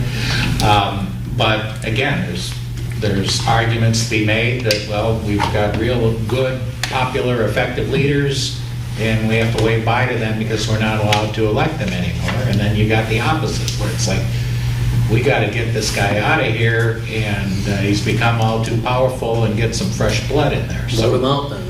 Well, it's ultimately up to the voters. Yeah. And please forgive me if it's in here, are we discussing the backfill of open seats in city council? It's one of the things on the list. Yes. That's one thing. Is it on here? Oh, Okay. yeah. Oh, yeah. We're not there yet. Yeah. Yeah, that wasn't on there. Oh, I was expecting the same area. We need and I'm Mr. like, Rock. am I not That's seeing the it? biggest rock, Okay. that's the mountain. keep flipping tables over. Yeah. Did 4.31. that just happen? 4.06. Yeah, it was Okay. like maybe a month Yeah, ago. there's a few things in 4.06. Usually I know what's going on. The first thing is allow for electronic messaging for notices to council members. 18 hours handwritten notice. Right. Just to keep, recommendation to keep up with the times. That seems reasonable. That seems reasonable. So the motion is, we would like to allow electronic messaging for notices to council members. I mean, it seems reasonable considering you have your Probably already doing that. meetings Yes. on Zoom. Do it in addition to, but. In addition to. So but this is, we're just updating Yes. to include it. Yeah. Right. One's doing handwritten So do you notices. need, or did you Was make that a a formal motion? Did we- That was a motion. I'll second it. All in favor? Aye. Anybody opposed? I'll text you my decision. By proxy. Okay. You're That was right. bad. Well played. You know, so she brings up a good point. Is texting considered electronic? Yes. So I guess the only problem I would have with that is, what record is there of that? I like the email because I can FOIA the email and say, did he really send a message out? What if someone else sent it You can from your FOIA a cell email? phone. I know you can FOIA a cell phone, but Oh, no, someone gets on your email. I'm never going to send out an exclusive. I'm not saying, when I say you, I'm just saying, It doesn't make sense. someone in the, the administration says, I'll just send a text out. But bear in mind, Give everybody, email and say I don't some want to shit. get off on a tangent here, but when anybody here, whether it's August or council members or whatever, if they are sending out texts talking about, city business or city Right. affairs, those are subject to record retention Correct. requirements. Now, whether people are following the record retention protocol or not is another story, but technically, those should be stored and kept in the same manner that emails or handwritten correspondence would be. And you have to be careful what you're doing in there because you violate the open meetings act. Exactly. And again, in red it said email, and again, maybe there's a trivial difference between the two, but people don't, like I said, that's why I said, hey, I don't want you sending me an email to my personal email because someone could FOIA my personal email, and it's under your business. But if it comes to the cityofclawson.com or gov or whatever it is, it's like, there's anything that August sent me is gone there. So if you want it, you have at it. But I don't want my personal phone or my personal email or whatever, but that's the only thing I bring up is the email thing, people FOIA it all the time. That's usually how you catch people doing bad things. Not via, but I guess Kwame Kilpatrick could talk about texting. Maybe it's a That trivial. wasn't FOIA, that was subpoenaed. Right. Phones have to be subpoenaed, not FOIA. See, that I didn't It's know. different. Yes. See, that I didn't know. Because otherwise, You just gotta go to the cell phone company and they'll give you like a full-blown thing of all your conversations that you once- have. that's different. If you got a Well, subpoena. that's the reason. it We're only was gonna do that if you deemed get a those subpoena. They'll because- have to Yeah. go up So places next maybe to it's a the trivial phone thing. I numbers, like the idea of electronic. I just don't know if it should say email versus electronic. Well, isn't that also subject to like the internal email requirement, like security requirements? Like doesn't the city have its own like constitution about about e-devices, like email security, things like Well, that? I'm sure there's an. We have all our- policy. yeah, we have all that. Yeah, so I mean, I'm wondering if what we're like just diving into as far as that is covered with that end of things. Probably is. Probably is. We can, yeah, I mean, it sounds to me, you haven't voted yet, but it sounds like there's Just limit it to emails. support for this. I can certainly look before the next meeting to see if the terminology should be something different Do we than want to electronic specify, measuring. like, make it more simple by saying, like, specification of, like how we say, like, city provided electronic messaging services? Like, would that be considered whether it's a, because I would always put it down to just, like, the emails, because it wouldn't be our personal cell phones. Commissioner I can Irwin, look do you at have a that. thought? I can certainly look at that. That's a good thought. Madam Chair, the question is, I believe Commissioner Roche asked if it should be email specific or electronic. Good question, because we don't know how people will communicate in 30 years. Right. They may not be using May not email. be the Right, I agree with that too. So the charter should be as broad as possible. And all we're trying to do here is stay up with the times and anticipate what the future might bring for people who are going to need communication. So we just passed this motion, didn't we? I already had that we passed that, yes, authorization of notice to council members by email, but you haven't written the specific language yet. Correct. So that we don't need a new motion. You're just taking into consideration this discussion. I will take it into consideration. I'll bring something back to you and. Send your drone. Just like before. If, you know, when it comes back, if we have, come up with a better way to wordsmith it, we'll certainly do that. Okay. Did you have something else, Tanya? I would like to amend the motion to include city-provided, I'm gonna say if it's city-provided, like, I'm gonna say city-provided technology that we communicate on.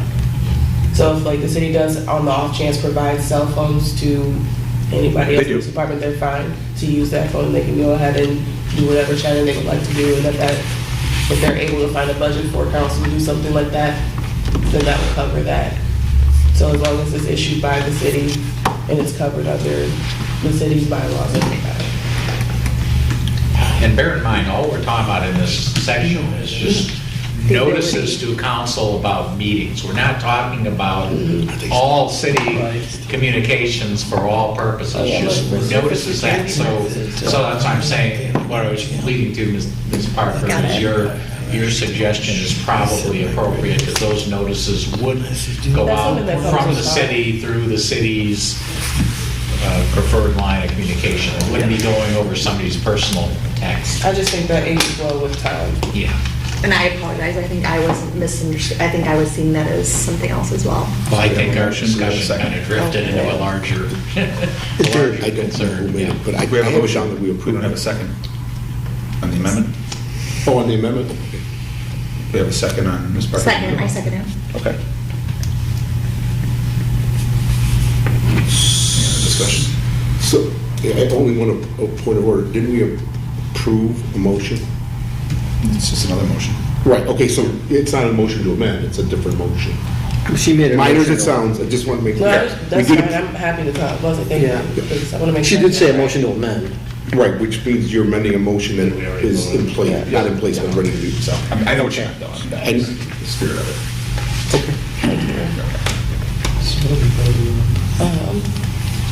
Allowing,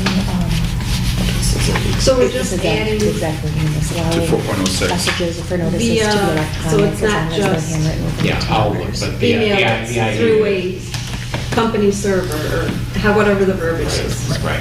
Okay, I'll put so some- all in favor? Aye. Yeah. Okay. We really need. All opposed, anybody opposed? Notify members No? electronically of meetings. Okay, next, 4.06. The language is decide if not less than twice a month is okay. We're talking about regular meetings of the city council shall be held at such time as may be prescribed by resolution, provided that it shall meet regularly, not less than twice each month. Bless you. Bless you. And I think what we were talking about is, if there's no If there's not a necessity to meet, then you shouldn't have to meet. I ran into that problem. It happens a lot with election days. Especially it Holidays. happens in December. All the time. Well, I mean, June, July, and Well, August. I will tell you other things. And I know, Joe, this never happened to you. But oftentimes city managers are looking for agenda items and they blow up in your face every time. Because you're just looking for something to put on the agenda. And it's the only thing on there and they spend 7.5 hours on it. They blow it up. So if you don't have business, They make it up. I identified this as an Really? area where maybe you want, I mean, you don't want your city council just going months at a time without meeting. And they always have the ability to schedule extra meetings or special meetings. So what I was really thinking on this is instead of requiring them to meet twice a month, just requiring them to meet once a month, Not less than once a month. not less than once a month. And then if they need to meet more, that's fine, but you know that your council is never gonna go more than a month without without meeting or eating. So I'm just continuing what John said, by state law, all boards are obligated to publish their agenda, not agenda, their meeting schedule. Beginning of the So if they decide to meet twice a month for the year, they can do that. So this doesn't say you can't meet twice It's a not month. a charter violation to cancel one of them. That's what Correct, the real. or just not to meet at all. Yeah. Right. Yeah, again, when I was here, we usually cancel June, July for the second meeting, because you're on vacation, and he's gonna be on vacation when you come, it's like, okay. The city of Berkeley, which was mentioned earlier about number of council, they do that. I think in Berkeley, during the months of July and August, they typically only meet once instead of twice. They'll call a special meeting if they need to, but it's for that very reason, recognizing it's vacation season, and instead of having people absent Yeah. and so on, just create the opportunity for Less of people. a problem when you have 7 members on the council. So, Madam Chair, the question is, the current charter language is not less than twice a month. I hear us talking about changing that to not less than once a month, Or at least Correct. once a month. at least, okay. so no matter what, they meet once a month. Which is important, because I lived in a city where the city council didn't meet for 2 or 3 years. Oh, God. Just so they couldn't hold elections. It was in Mississippi in the 1990s. Oh, that was horrible. Are you kidding me? Well, that's the They did South. not meet for several years, You can't vote me out. so that they could not hold elections. They didn't hold elections in that city the entire time I lived there. So it is important for city council to be required to meet. Yeah. But I hear the people that have the most experience with city council saying once a month. As miser it sounds, what Olga says is true. Someone says, the council's in violation of the charter. You didn't meet in June, or you only met once and you should have met twice. Like, Yeah. avoid it, Yeah, once a month. avoid it. Is it too nitpicky to say that they will endeavor to meet twice a month? no. Yes, vague. yes, Okay. I think it is. I mean, I suspect that they're going to try anyway. It's gonna be the regular, that's what they're used to. It's going to be a function of how much business, and if Right. they find meeting once a month, their meetings run till midnight or 1 in the morning, they're probably going to opt for another meeting per month instead of having those heavy agendas like that, where people are grabbing each other by the throat at the Yeah, I end. just wouldn't want to get in a situation where the city's business just gets delayed and delayed because they're not meeting enough and they're just kicking the can down the road. There's always gonna be things with time-sensitive items that it's not gonna be it's not gonna be a lot, you're gonna have to have 2 in a month. Okay. Yeah, there's gonna be those time-sensitive issues that have to be resolved. This really isn't to relax the number of meetings, but just to give Allow the for it. council Loosen the requirement. the option, just recognizing, as was said, there's some months where there just isn't the press of business. December, again, is a real likely Well, one. July and August, people are going on vacations. And sometimes in the summer, if Yeah. the press of business is there, they're going to meet. Okay. That's what yours on the left. Subway. Well, so, the other good thing about this is, decide that at least once a month. At the beginning of the year, they can say, we're going to be meeting twice a month. Right. Because they'll be approving. Because they're approving their, Just as we did at this commission early in June. other councils say, well, we'll meet these. But there's flexibility then. That's with the exactly charter, right. so they could come in July and Exactly. August and say, And oh, then, let's and then they start could not do those meetings. But it allows the council to set it rather than being dictated through the charter. Commissioner Irwin. I motion that we recommend to the people of Clausen that they change this line in their charter to not less than once a month. Support. He seconded it. Wait, did you say once a month, right? Yeah, not less than once a month. All in favor? Aye. All opposed? Anybody opposed? Okay. Next, also 4.06, whether to authorize council to have standing committees. I'm looking. The city council shall determine its own rules and order of business. There shall be no standing committees of the city council.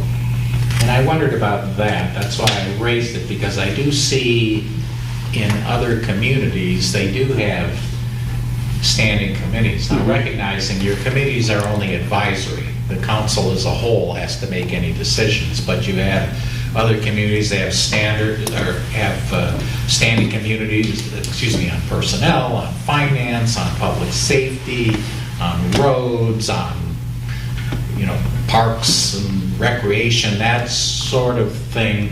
Whereas the way your charter reads right now, I would read it to mean the council can form committees, but they can only be ad hoc committees, like basically one task-specific thing.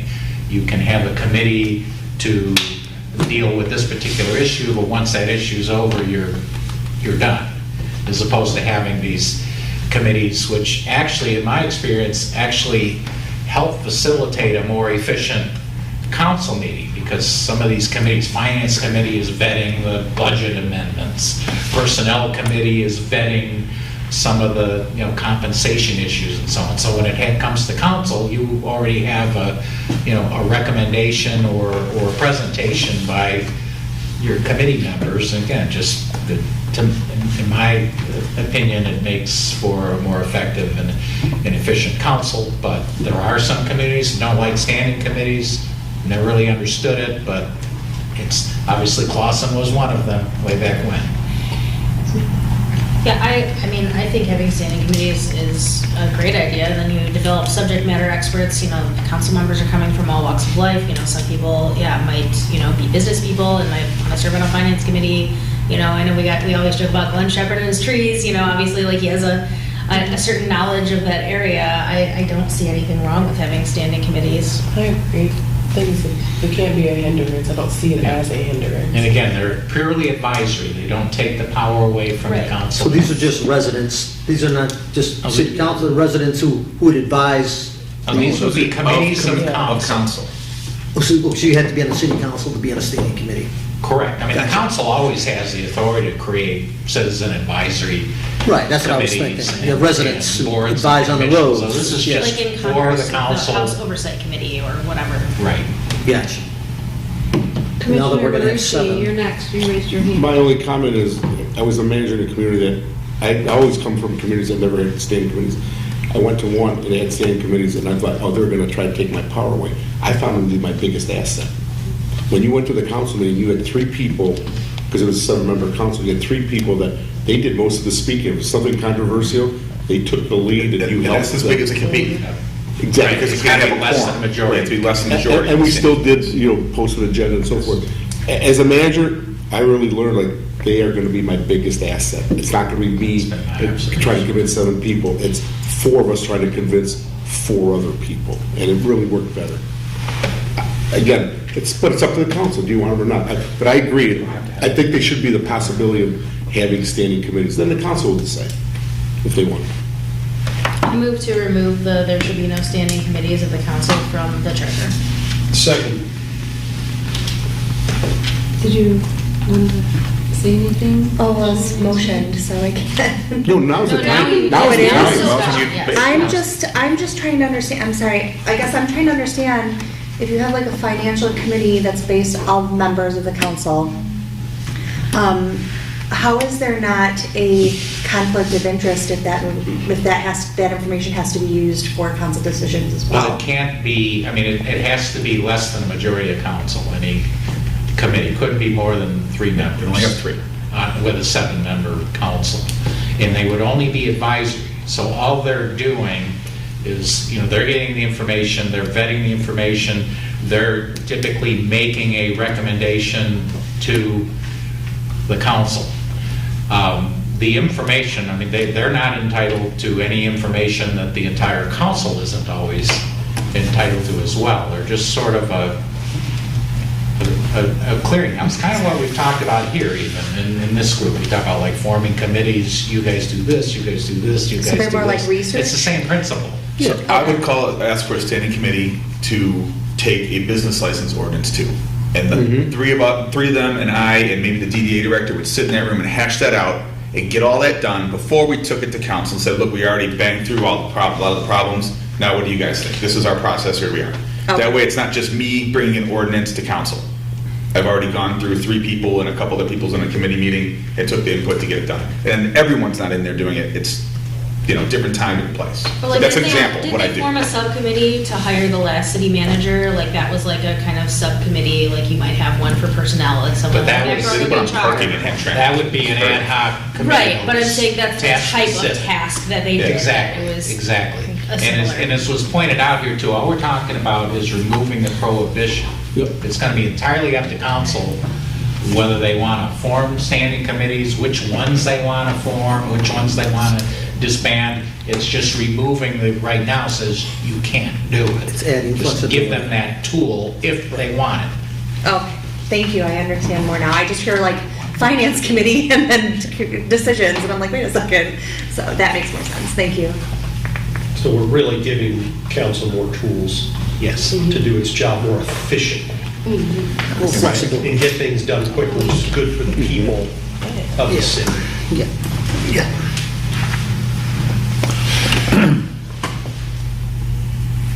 I worked in the city of Southfield from 75 to 82, and they had a committee for everything. Then they'd have a committee the whole meeting. So instead of having two council meetings a month, they had 4. And their meetings went to 3 and 4 in the morning. Jesus. Because they meeting everything to death. And the city staff got 20 billion hours of comp time that they could cash in. And their pension system, they were making, the planner, for instance, was making 140% of his base salary. Okay? And so you have to be careful because, whoa, that's planning. I'm referring that to the planning subcommittee. I'm referring that. You want to see something get bogged down, good luck with that, fellas.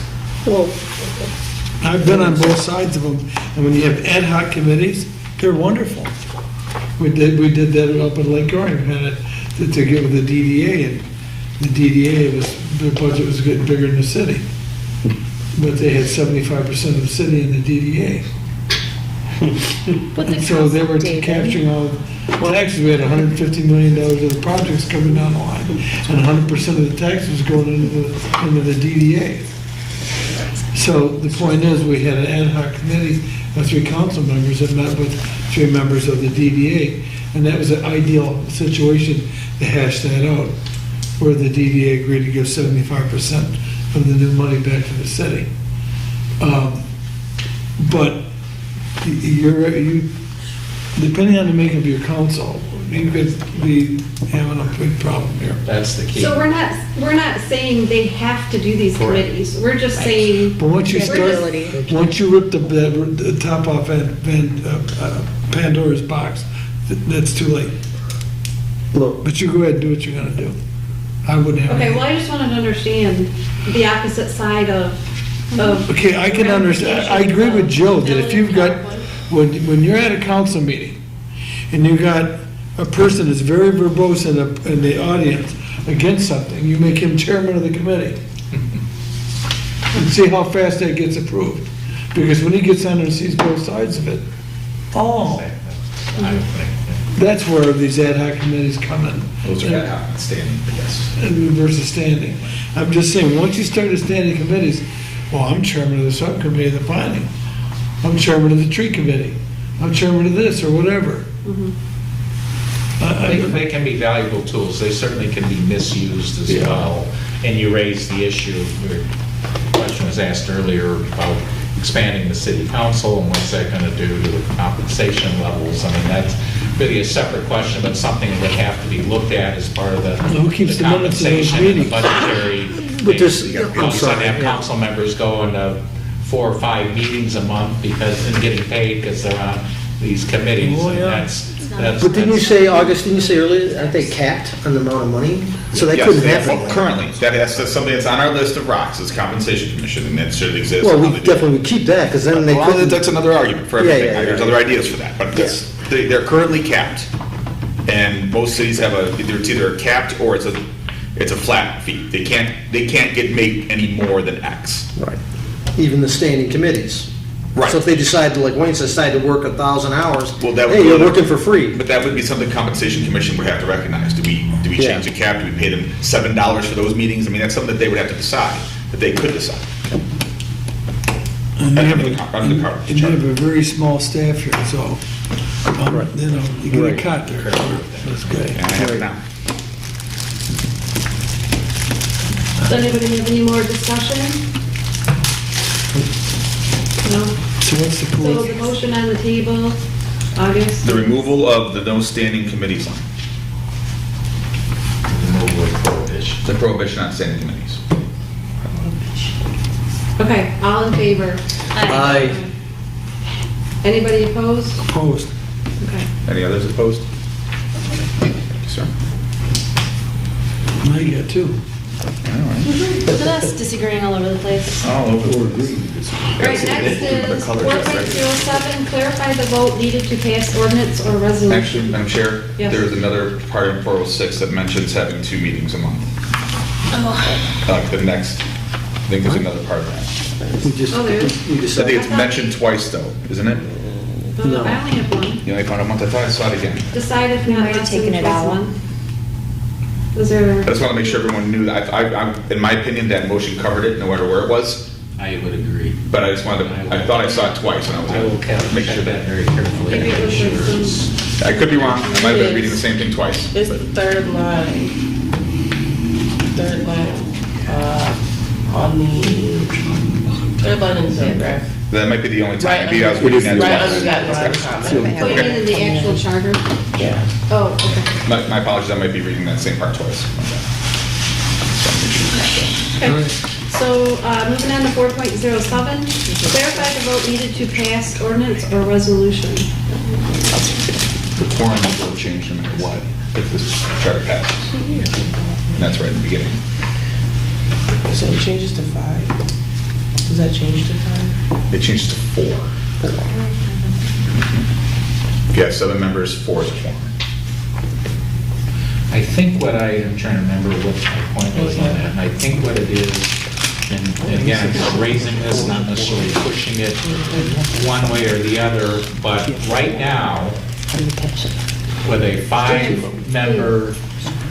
5-member city council, you have a requirement that an ordinance cannot be passed unless you have at least 3 votes. So if you only have 3 members present, it's got to be unanimous vote. And the question really is, are you comfortable with that, having a minimum vote threshold, or do we just want to have something to the effect that ordinances and resolutions are passed by a majority of the members present, where there's a quorum at the meeting? It cuts both ways, because you could have a situation where conceivably, well, let's take 7-member council, you could have 3 members absent. Say it's in July or whatever, or snowstorm, 3 members absent, and you could have an ordinance passed on a 3-to-1 vote if it was just a majority of the quorum present, meaning that you have less than a majority of the elected council taking action. So you can look at it a couple of different ways. It's interesting. My point of view on it is, I think it ought to be for majority of the council, not a majority of those present. So there should be So four. you like to have. I like four. the For an ordinance, that's a floor. pretty serious matter, Okay. I believe. So what we would, so what we would need to change if you go the direction that Mr. Marucci is proposing, then we would change in 4.07 was that but we'd have to change wherever it says 3. The new number 3, we'd have to change that to 4. Can it say the majority of the council instead of a number? Well, that changes the point of having a minimum of 4 votes for an ordinance. Not everything, but just ordinances, right, Joe? That's At what this you point in want? time, just ordinance, I'd be Just curious. ordinance. Resolutions, I guess I'm open to what that means, but definitely an ordinance. I mean, if it's going to be against the law to do something, I think there should be at least 4 of the 7 present and voting. So that's not a majority, so if there's less members there, They can't vote. you might not, you gotta get that 4 threshold. Right. But if Joe and Jim are missing, then that's Still a need tougher, 4 you still need votes. 4 votes. If there's only 4 there, you'd have to have a majority. And you would need. You'd have to have an There's only absolute. 4 there, Yeah, four, yeah, not yeah. a Four, all majority. 4. You have to Oh, have yeah, right, 4 right. of the 5. An absolute majority. Yeah, it'd be unanimous. If you only have 4 there, you have to have all It'd 4. be unanimous. Right. I agree with that, I agree. Which really is what how many people do we have on our zoning board of appeals? 7? Not zoning, it's not 7, 7 is 4, zoning's smaller. It's 5. It's 5. It's 5. You do have that 2 of them, requirement. you were there.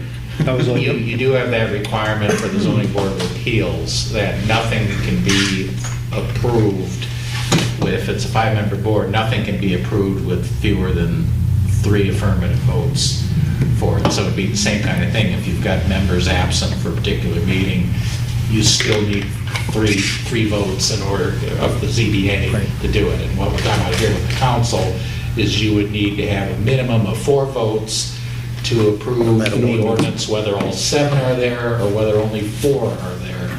You still need 4 votes to pass an ordinance. You can deny things, and you can take other actions, Table things until later. table things, and that's probably what you would do if it's something controversial. But you need at least 4 people to, and that would avoid having, one of these artificial majorities because you have members absent, and you can have 3 members of council maybe approve a controversial ordinance. You don't want that. We've done that here. It seems to me, and I've been in so many places, especially where the zoning board of appeals is concerned, that if somebody wants to come to the zoning board of appeals and seek a waiver or something, and if they don't have a full board, they have the right to wait until they have a full board. We always told people that. Usually the prudent thing is to, if you see that they're not all in your favor, can we table this till the next meeting? Whip up your votes. Everybody's here. Right. I can't remember where I said, is that part of the planning act? It's actually on that part, that's actually in the MZEA, in the zoning enabling act. Yeah, okay, yeah, I know. I think the planning commission might have something similar for approving rezonings. Yes, yeah. I've seen a 7-person council that only had 6 there, and 3 people get up and walk out to prevent something from being voted on. This cannot, there's nothing that you guys can do, though, that's gonna stop that kind of crap. Right, you cannot, there's nothing you can do to right, it's gonna happen. There's You can, parliamentary. the next election, you can. Parliamentary things you can do, but That's what in you the do, end, right. it's just kind of like, So is there a motion on the table? I'll move that all ordinances must be adopted by the affirmative vote of 4 members of the city council. I second. So that'll be basically changing where it says 3, changing that to 4. Section 4. you might as well just, I would recommend adding the quorum change, even though it's kind of a Yeah. housekeeping. Yeah, No, it should, so yeah, I'll pick that up. after there's a support, if there is one, I want to bring up one other related point. Support, second. So my question is, this one says ordinance or resolution. Do we want to have a different threshold for a resolution? So a resolution could be, let's say the Kiwanis want to hold something in the park. What And, is a bond resolution? well, That's a whole nother Right. section, though. No, it's right in here. It says ordinance or resolution. The font thing is a whole different. Oh, right, yeah, no, I'm just talking about here. Section, so. Yeah, so, People get confused on this point, the difference between an ordinance and a resolution. and then motion is used frequently as And it's well. actually, and I'll throw motion into, it's actually fairly simple technically. An ordinance is the law. You're passing laws for which there are penalties if they are violated. You can get cited to court. A resolution is basically anything else the council does. The difference between a resolution and a motion is a motion is what a member of the council makes, just like you're doing here. But once that motion is adopted by the council or this commission, it becomes a resolution. Okay. So the council acts only by resolutions and ordinances. When they pass laws, those are ordinances. Almost all the other decisions they make are technically resolutions. So this one, mine was only for an ordinance. Resolutions, I think, are substantially different. Yeah, We need because to- some could be simple. It could be, August coming to a meeting where there's members short, and it's like, hey, we're all out of paper clips, and we need to get the paper clip ordered. The softball approved, or team else won we the- won't be able to. All those hold in it favor? together. Yeah, the It's softball like, team- oh, sorry, August, we can't get it done because you didn't get you didn't have four votes, and we had 3 members Apply your missing. own. The softball team won the state tournament, or won the district title. Correct. That's high school team. They don't get their piece of paper. They don't get their piece of paper, so they go home crying. So mine was only for ordinance. And like I said, there's a And that's not substantial. unusual. Yeah, it's substantial different threshold for a resolution. I agree with that. That's fine. I won't read it, but the Bottle City Charter has a very well-written paragraph, similar to what we have in our current charter, that distinguishes ordinances from procedural motions. So that language is pretty tight. I'll take a look at it. So, do you want me to vote on, do we want to vote on this and then treat resolutions differently? Who's my second on that one? I got those I writing second this it. down. You did, okay. Or do you want me to make a motion that encompasses, probably better to deal with it one at a time.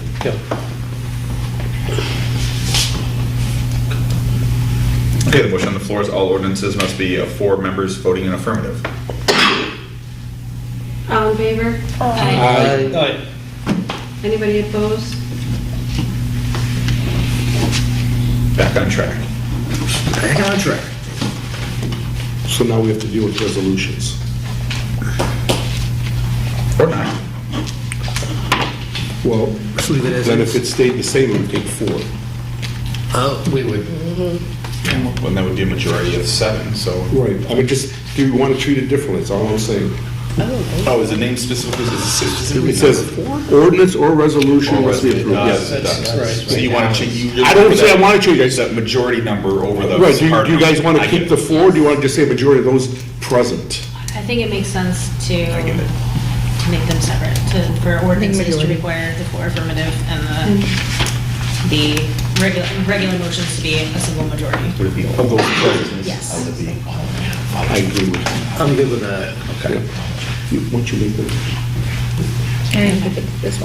Okay, then I move to Because you're talking about, do what I you know, just being said. able to build it with flowers and. To require a majority of those present for standard motions, non-ordinance motions. A To second. be Yeah. non-ordinance resolutions. Yes, non-ordinance resolutions, thank you. And where's the second? Dan second. Dan.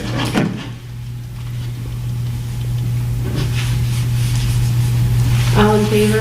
Aye. Yeah, yeah. We've had enough to pass. Oh, recorder is absent though. I'm sorry, I think it was the end. This is what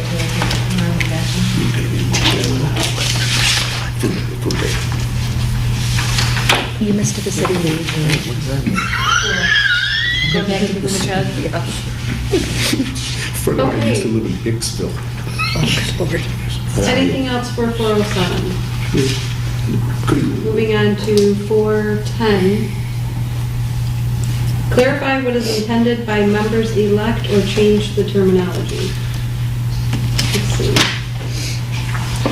This happened here. It just happened recently, where they went to fire the city manager, and two of the people that were on the council could not vote because they were appointed, not elected. So that's why this is here. Exactly. So it was a 2-to-1 vote to fire Mike Smith. Yes. Out of 5. Yep. And that's exactly why I brought up, not that particular incident, but how I could see that happening. So they were, To me, if you were on council, you should have the full power of a council member. There shouldn't be decision points where, only the elected council Yeah. members get to vote. yeah, Oh, but you already changed it in the, did we already change this somewhere? No. No, we did not. The 410? Okay. So if we wanted, so we'd probably want to change that to just say, shall be removal by the council by a majority vote of its, Members, Council just strike just that, members, dash- just- yeah, just strike take out the elect. dash elect. yeah. Okay, I move to strike the word elect from that statement. Second. I didn't realize that it actually happened. Yep, it happened. Yeah. That was like my 3rd meeting. I was at Where's that at? Welcome to Clausen. is that in 410? Yes, the Yes, first sentence. second line, for end of the first sentence, second line of 410. Just, we're talking about just striking the word elect, the dash elect. Oh, I don't see it in mine. I don't see it mine either. I'm looking at Charter Revision version 4. I am too. I don't see it in mine. I'm looking at the original Yeah, I'm looking at markup. the same thing. I'm looking at In the- version 4 too. Oh, you did, you removed. In the 4, it's already been removed. You already We got already the It doesn't original. say it was elected. Yep, yeah, so we don't really need to Without a little vote on it box there, but because I'm we glad it's already- there. Right. I like making it official, though. We already voted to Oh, well, all right then. Okay. accept the changes for Glad we're being revisions 4. consistent. So we don't really need to vote on this Okay. if we've already changed Already it. done. Yeah, I don't see it. The motion's So I on was the floor. I didn't confused. recall it. It's been seconded. Yeah, I didn't see it on there. So can I recall the motion or do we? Yeah. Yeah. Okay, I recall the motion. There was Remember that we voted on this. We did. We I did. mean, it must have been It was lumped in in one of the with the revisions. necessary changes That or must have been a something. wording thing. That Okay, wasn't all right. Yeah. Okay, Semantics. Still made the rock list, though. It's worth a talk. all right. Yeah, Okay. Justly we so. can always take a look at our work meeting. All right. See if we get a motion about it and re-motion it again if we get. Well, this, yeah. Okay. Okay. So we'll take a look at that. And then we can move on to 4.11. Expressly authorize city manager to oversee department and department heads. I need feedback on this. Like Yeah. I physically need to hear from people who understand it, like the pros and cons of this. I have a question. Do we have an HR, a third-party HR, like you? Like a kind of that kind of service? We have a broker. We do the bulk of the HR work. A lot of it's done on a portal now. We just converted that like 3 months ago. Okay. So a lot She of contracted out. Well, not necessarily. Our insurance broker has also created an HR portal. So we Okay. still process we do all the onboarding, we still do the HR work. And the city attorney is the HR attorney. If there was be a complaint, it'd have to come to me and I'd take it to the attorney. So there's not a sitting HR person. Technically, myself and Jennifer are the HR department. We have all the files locked in our office. Okay. But that sounds like more like from a benefits perspective and something like that. Like, there's no Right. HR department that sits down with the city manager to do like your reviews. Like, I know that has been a sticking point. Nope. Like the way that, Yeah. that city employees are reviewed and that sort of thing. Yeah, and I'm in no way qualified to know if the posters have the right language on them, or if something was to happen. I mean, I report, Right. if someone gets hurt, I send in the reports to the insurance companies, that kind of stuff, but You got like, I'm not, you got OSHA's number. God forbid, nothing like that happens, or something An worse. interdepartmental problem, like say if you had an issue with the city manager, you wouldn't have anybody to actually talk to. Right, I have no one to go to. Except the city attorney. I raised this issue in 411 as a discussion point because when I look at, really for a couple of reasons, but when I look at 4.11 and the enumeration of the functions of the city manager, I don't find one where it says that the city manager oversees the departments and department heads. I mean, the closest thing to that would be 411I, it says he shall be responsible to the city, to the council for the efficient administration of all departments of city government. And it raises the question whether the department heads really are accountable and answerable to the city manager, or are they accountable and answerable to the city council? And then that also, the second point related to that, and I think we may even had some discussion about this at one meeting or another.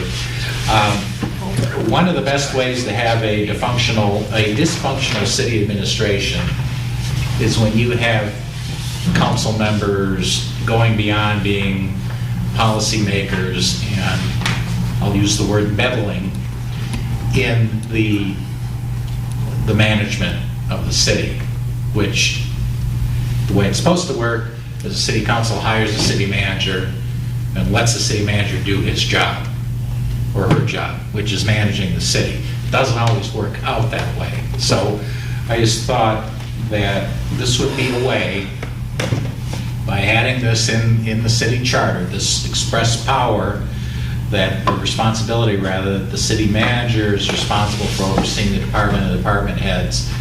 That sends two messages. Number one, the department heads and the administration, that city manager is their boss.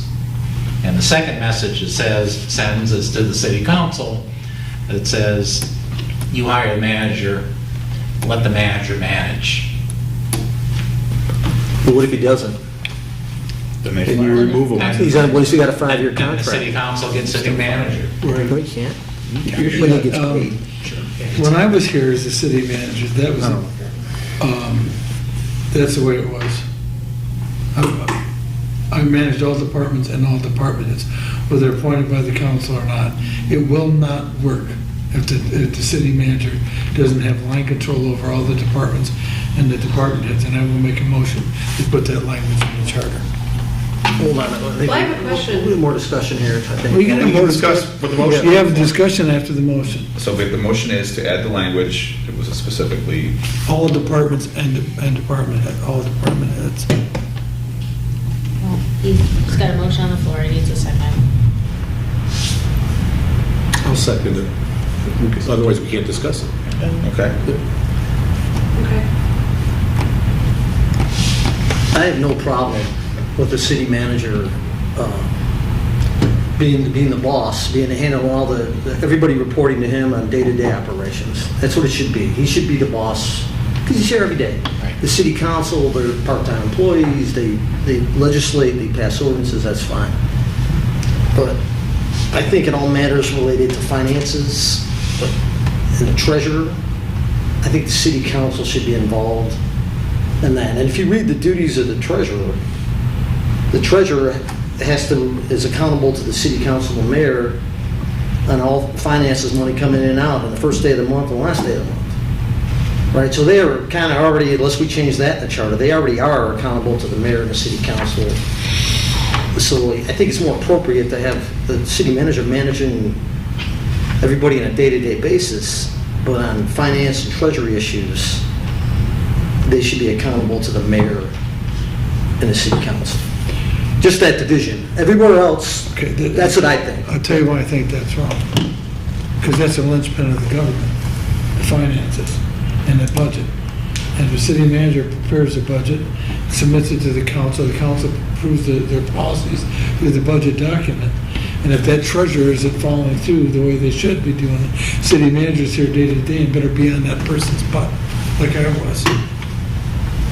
I mean, that's. I'm just thinking, 10 years The from now, city we council got a could- different, listen, if we get a different, it's an unscrupulous city manager, and they bring in a treasurer, and there's no oversight by the city council, the mayor. The they money's start already writing gone checks. before it gets to the council. That money's already gone.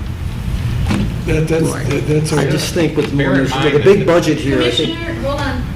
Commissioner Ferrucci, you go ahead. No, I'll wait. Go ahead, and I'm done. Go My ahead. only comment- I've said my piece, yep. When I was here, I followed Wayne. I had good counsel most of the time, which really said, I went to them and said, who's in charge of the clerk and the treasurer? They said, you are. Of course, that city council, the new city council, would say, don't even talk to them because we're telling them not to talk to you. Get it? I was specifically approached by a council member saying, you don't work for him, you work for me. Right. And that's bullshit. And so that's important. True So story. it shouldn't be dependent on, is this city council believing the manager form of government, or is it like, all bets are off? I want him working for me, and just realize that, I control your purse strings, and I control your future in terms of a job. I do agree with, there needs to be language in there.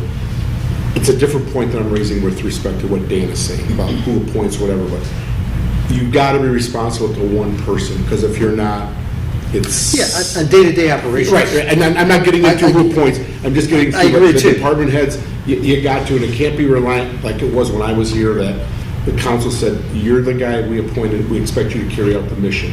And that's all we want to know, we want to know nothing else.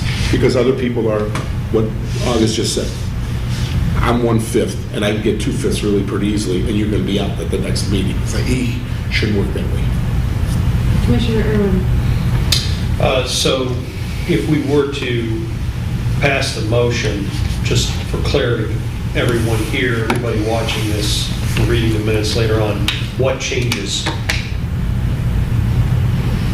It's basically I mean, adding, what changes in Clausen is what I'm asking. Yeah, that's a good question. Later on down in here, it says that this is where that power over the treasurer and clerk were assumed by council.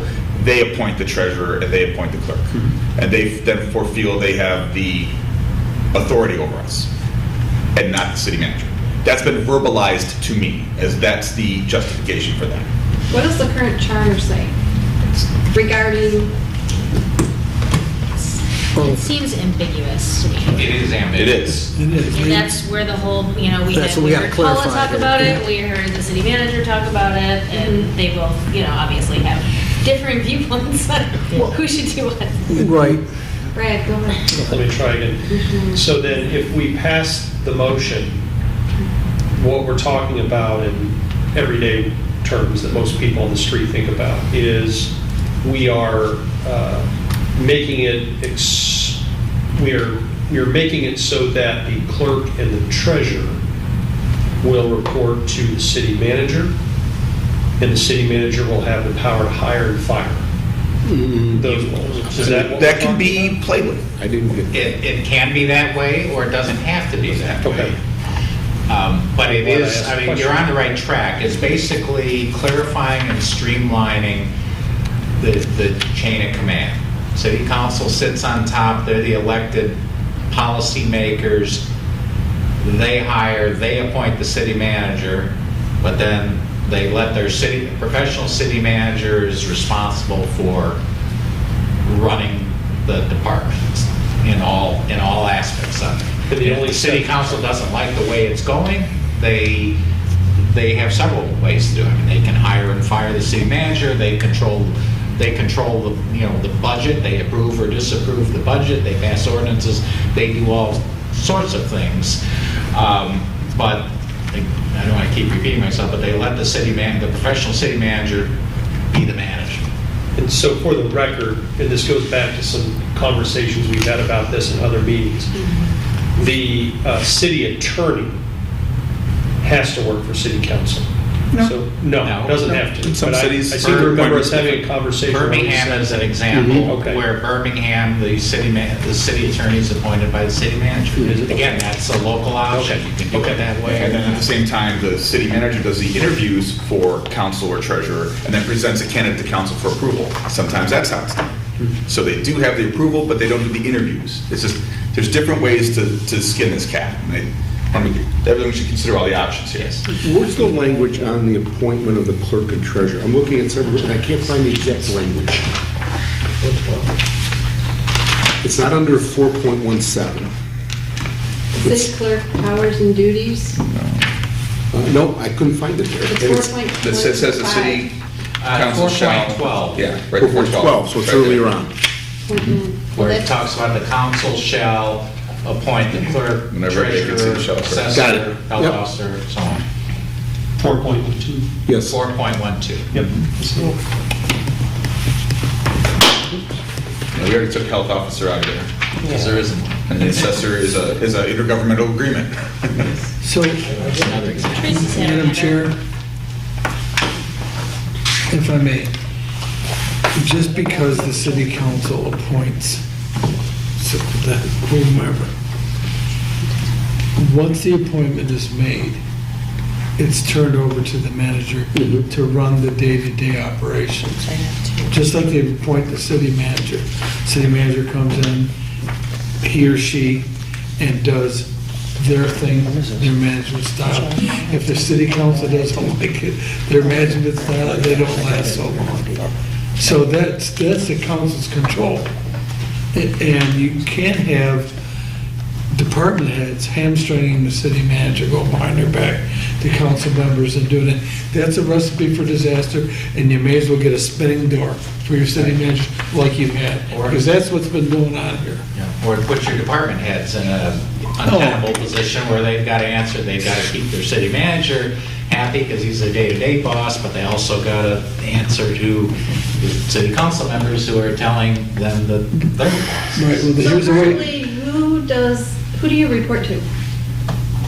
see, there's the problem. I treat the city manager as if I report to him, because that's how I believe the structure should be. But the council members will tell me that I report to them. That's been verbalized specifically. All right, we gotta clarify You want the that. title. Yeah. See, Okay, so what it comes down, and I'm getting a lot of like good information here. So what it comes down to is like in all of my career, like no what if situations here, but if you know you go to work, the manager hires you. You go to work, the manager writes you up. The manager does your reviews. The manager fires you, if need be. I've not been fired, by the way, but so is there anybody? Can anyone here give me a reason that it would be beneficial to not have the manager responsible for the department heads? Is there a benefit? Well, no. I think we're getting into the territory that you brought up earlier with the appearance, and we're going to have some people who say we're taking too much power away from them. I'm not saying I agree with this. I'm not, not might necessarily my viewpoints, but I think you're going to have some people who are saying that, then why do we even have a city council? We're making it too, we're a strong manager, we council form of government, but they're going to say that we're veering too far into that and that the city council is not going to have enough oversight.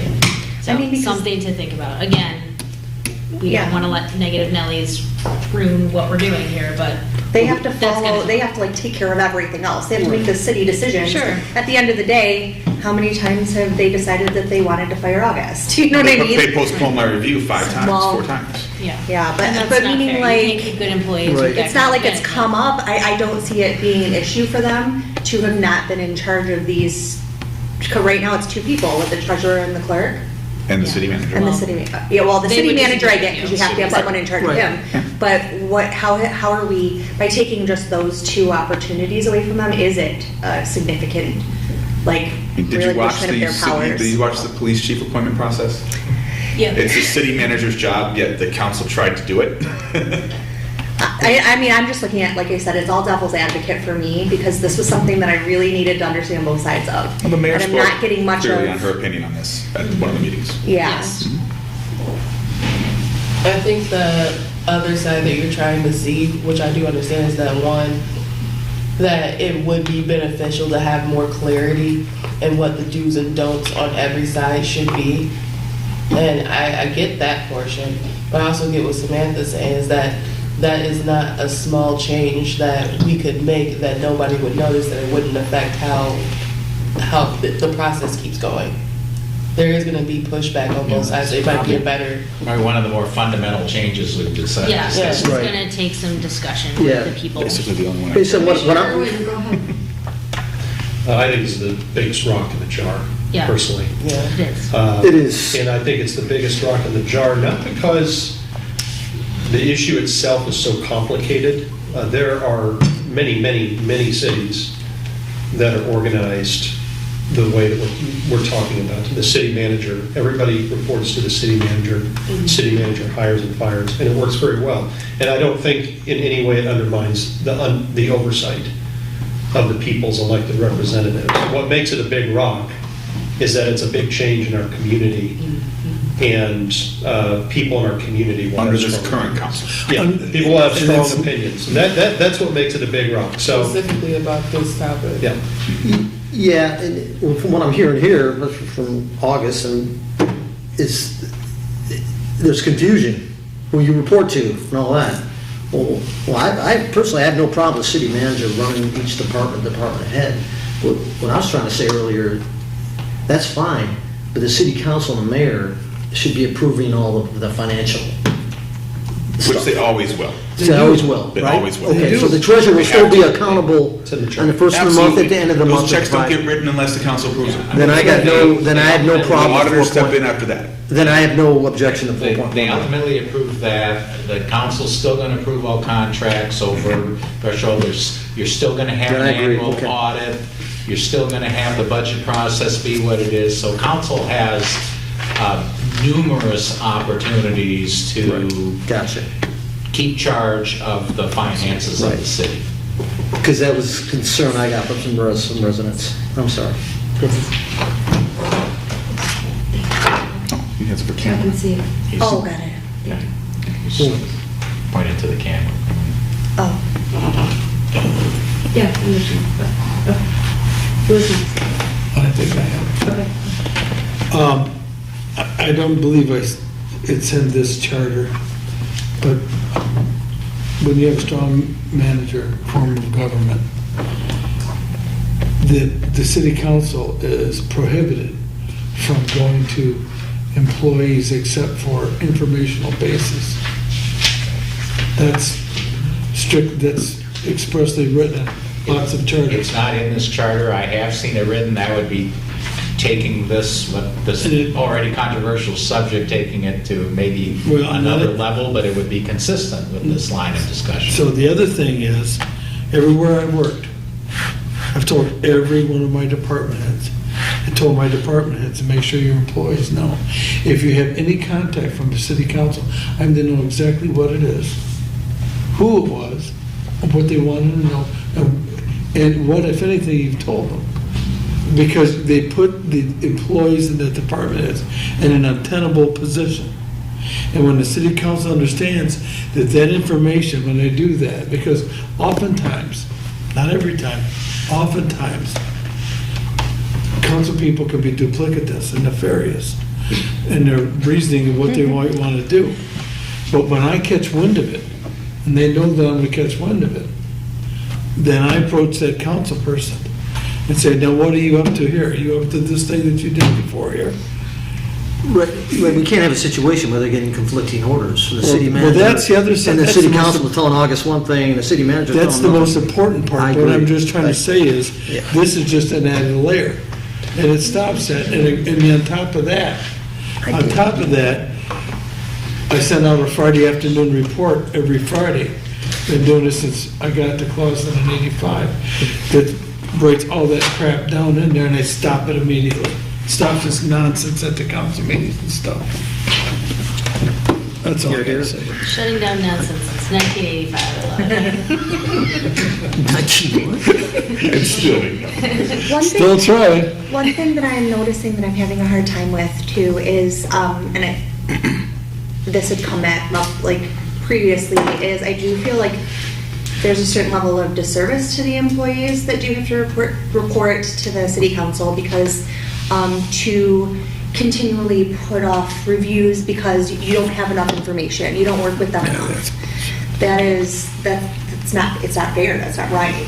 So there's another, reason that respectively, those duties should go back to the people who are working with them every day, because there's usually guidelines to that, not, we're gonna put it off until we feel that we've got enough information, but what are you doing to get the information? You're going to the person that they work for every day? Well, you know what I mean? It's kind of a contradiction in my mind, so that's another tidbit that I wanted to put out there. I feel that there are people having to report to the council, it may not be the same standards as reporting to management. That's the whole point, Tracy, of a city manager reform of government. Precisely what you just said. Thank you. So we talked about, a council member might come and ask employees and they might have nefarious, and like what are some legitimate reasons for council members to, like what might they ask of city employees? Like I just, again, I'm not necessarily my views, playing devil's advocate, like we don't want the city council to come back and say, well, we can't do our jobs because we can't get the information we need. Like what should the structure be in your mind? It Like the should flow go of through the information. city manager. The city manager should So that the. field all requests. So all of city council, the mayor and the council, all get the same information at the same time. And when you don't do that, that's called looking for a job. So their information that they are ready, to discuss in the meeting and vote on, all of that should be just what's in the packet that they're presented with. Well, hopefully you do completed staff work and it's everything's in there. So, go ahead. This is in the model city charter, and it answers your question, Samantha. Interference with administration, model city charter language, except for the purpose of inquiries and investigations under section 2.09, also in the model city charter. The council or its members shall deal with city officers and employees who are subject to the direction and supervision of the city manager solely through the city manager. That's right. And neither the council nor its members shall give orders to any such officer or employee, either publicly or privately. That's it. That's the model city charter language. But that's not a motion on the table right now. I just Right. offer that up as, No, so thank there are you. exceptions, inquiries and investigations that are defined in section 2.09, the city Okay. council's powers. Wow. Otherwise, city council has to take a step back from department heads. Take a step back or go through. Go through the city Get to the manager. department heads through the city manager. It's almost like the military, the chain of command. It goes up the same way, it comes down the same way. You don't leap over subordinate managerial people, otherwise it gets very awkward. So is the city manager elected by the people? No. Appointed by the council. And that's where the question that was asked about what would be the disadvantage of doing it, that would probably be the primary comeback, is that we want our department heads and our appointed officials to be answerable to the people that we elect, not for them to be answerable to an unelected. Well, and there's a strong mayor argument. Well, then, But that then goes change, that goes to the whole point of, well, do you want to be a city manager council form of government? Because by definition, you're saying, yes, I want a professional city manager. Or if you want everything to be handled by elected officials, It'd be like that's a commission form of government. That's a more fundamental change Right. then. You just don't have a manager, you Right. just have an elected council, and you have an elected mayor, a strong mayor form of government. Gets paid a bunch of Rochester money. Hills. and the mayor's in the office every day and runs the day-to-day operation. Full-time mayor. Or you could have a commission form of government where council members are elected, like, I do roads, he does police. Smaller, She some does smaller fire, communities do that. which is a true commission form. Yeah, police commissioner, I'm the police commissioner. We had that too. Oh, no. I said earlier, word democracy, that's not actually true. If we were a pure democracy, every decision we make would be made by 12,000 people in the city Representative voting. democracy. That's Good luck with an that. inefficient We way are a to run a Republican city, form. and so we elect what will be Not- 7 people to represent us, and they appoint a city council to deal with the day-to-day jobs. So the people's elected representatives appoint the city manager and the city department heads for them. I remember a while back, somebody who worked for the city came to me and talked about how there was a particular employee who was not doing his job, ever. Really important person in the city. And this city employee told me that he often saw this department head sitting on a porch with one of the city council members during work time, having a smoke break and drinking beers. So this employee obviously thought that because he had a relationship with a city council member, he could do whatever he wanted, right? And it's no surprise that the city council member caused some trouble for the people who work for the city. So the idea of having the city manager in a position of hiring and firing and supervising without council interference is to avoid situations where people take advantage, in a small town like this, where people take advantage of their relationships with elected officials to circumvent the chain of command and accountability that's been put in place.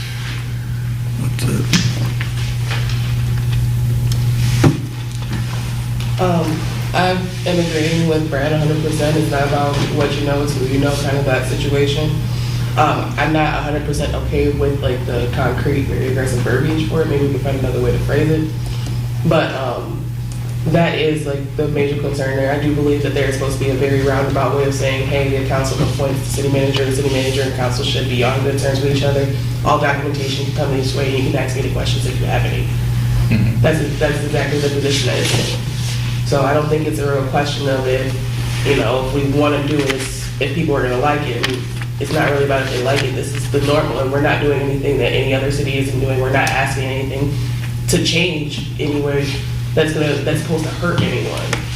So I think the real question is like, are we okay with change? Are we going to go ahead and say, yes, we're going to go ahead with that idea structure behind it and maybe change the verbiage? And I think that's on my part to include the exceptions that we discussed from the Model City Charter. But that's where I think it comes down to. It's not really about a want, it's about our current situation. Everybody's close with each other. That's the kind of city we are. It can be a double-edged sword or both.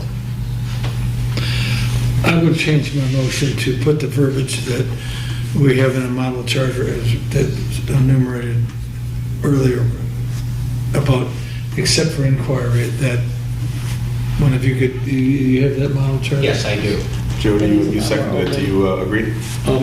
I'd like, I guess I have another question on something unrelated, and plus I'd like to hear that again. My only question is, for the manager form of government to work, I'm not getting at the appointment of the clerk. If you read this, no one should have gone up to August and said, you work for me. Because it doesn't say that. It just says, I appoint you.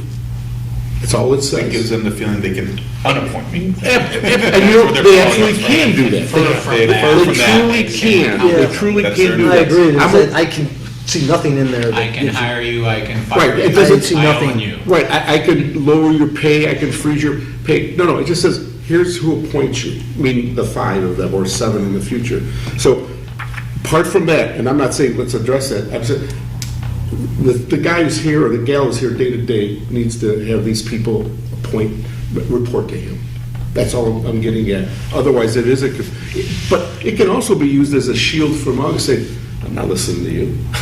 These guys, I own them. They're gonna, you try to do something to me, watch what happens to you. Because I've got 5 votes on the council. But you brought up a point there about about the pay. Yeah. About like the contracts. If the council has the power to approve all contracts, well, we have contracts. Right. Treasurer has a contract, clerk has a contract. So they're still going to have something. They're still going to call that their appointment power. I kind of how you do this is there's another thing here.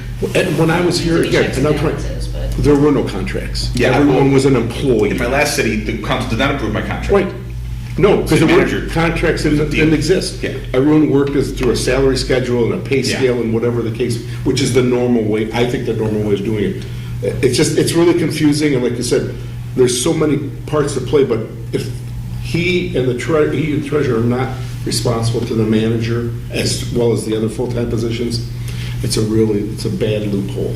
It really is. So, from what I understand you guys are saying, is the council finds a manager that they like and they hire him. So, the city of Clawson, the citizens of Clawson, they've elected the council. And then the council, they're the ones together making the decision to hire the city manager or keep him, let him go, let him stay. In the contract. And then everybody who works all the time within the city walls with the city manager should report to the city manager. Except for the ones who don't, which I'm not trying to be a fool, but like the attorney doesn't. work for the city manager, he works for the council, unless we change it. Okay. But you're right, the I normal understand, I just people. wanted to make, I just Right. wanted to put it in my own words, Yeah. that and how I understand it, and, And that is the way, and keep in mind as well, that the employees, staff will be accountable to the city manager if this goes through. But the manager is always accountable to the city council. And if the city council doesn't like the way the manager is doing things, or doesn't like the way a particular department is operating, whatever, the council has the full ability to make that known Which is the to ultimate power. to their city manager. Yes. I mean, it's no different than the president of the Ford Motor Company has to answer to the board of directors. If they don't like the management job he's doing, well, he may be out of a job, right? But I'm told that the current city manager has a 5-year contract. So he can't really, financially, he can't fire him. Say if he Well, say he that's tells not the city gonna council, hey, change. look, I'm Yeah, not gonna. that is- Could we, in the charter, could we, here's a question for you, John.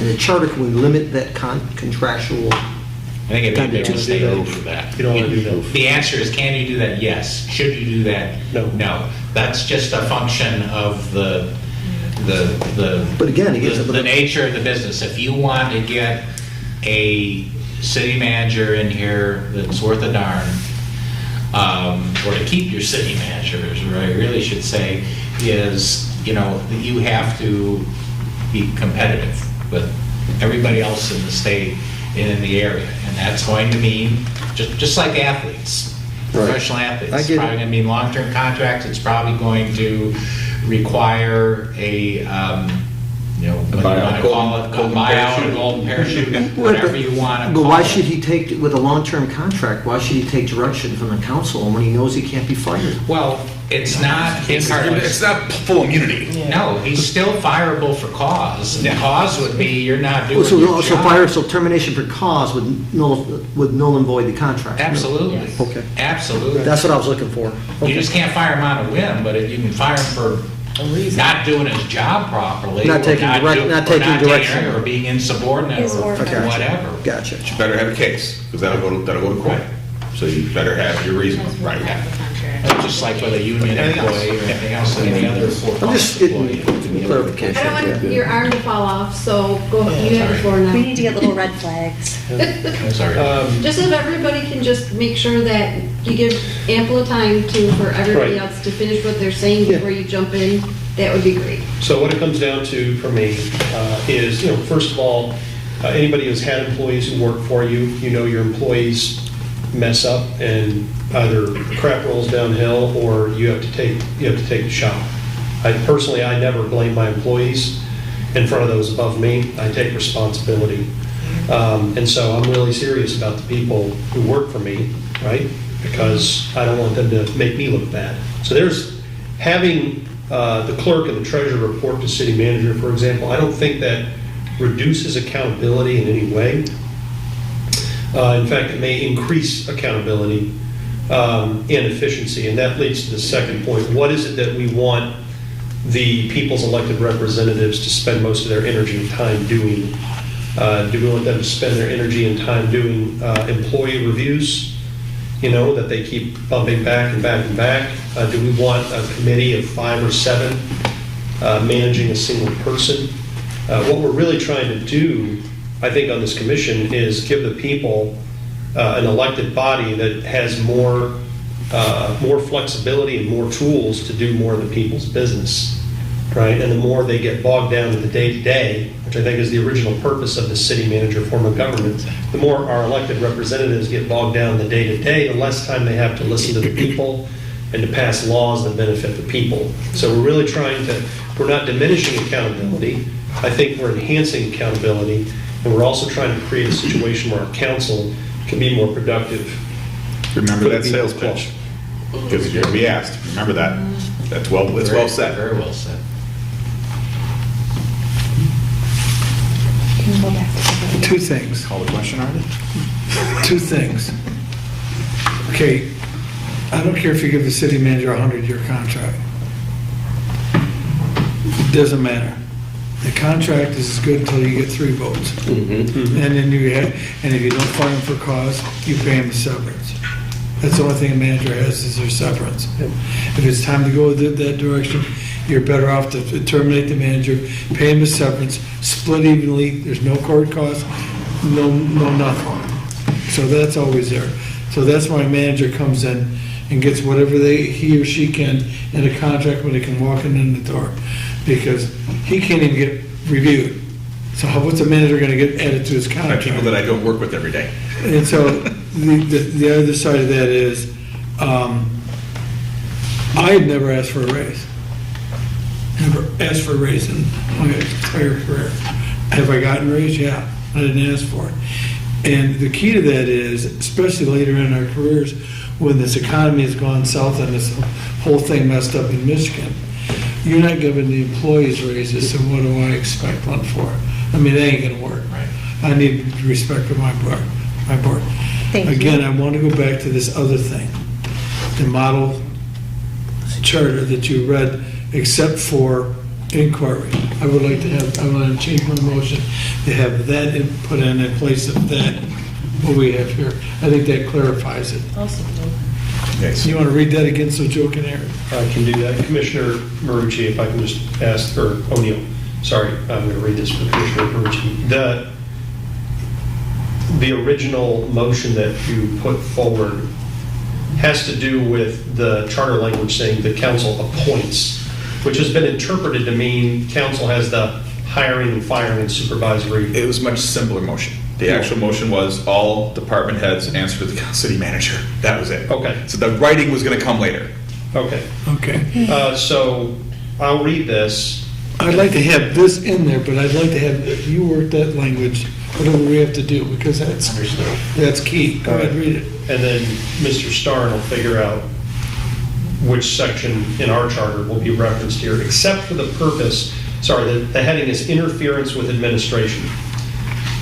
Except for the purpose of inquiries and investigations under section 2.09 Model City Charter. The council or its members shall deal with city officers and employees who are subject to the direction and supervision of the city manager solely through the city manager. And neither the council nor its members shall give orders to any such officer or employee, either publicly or privately.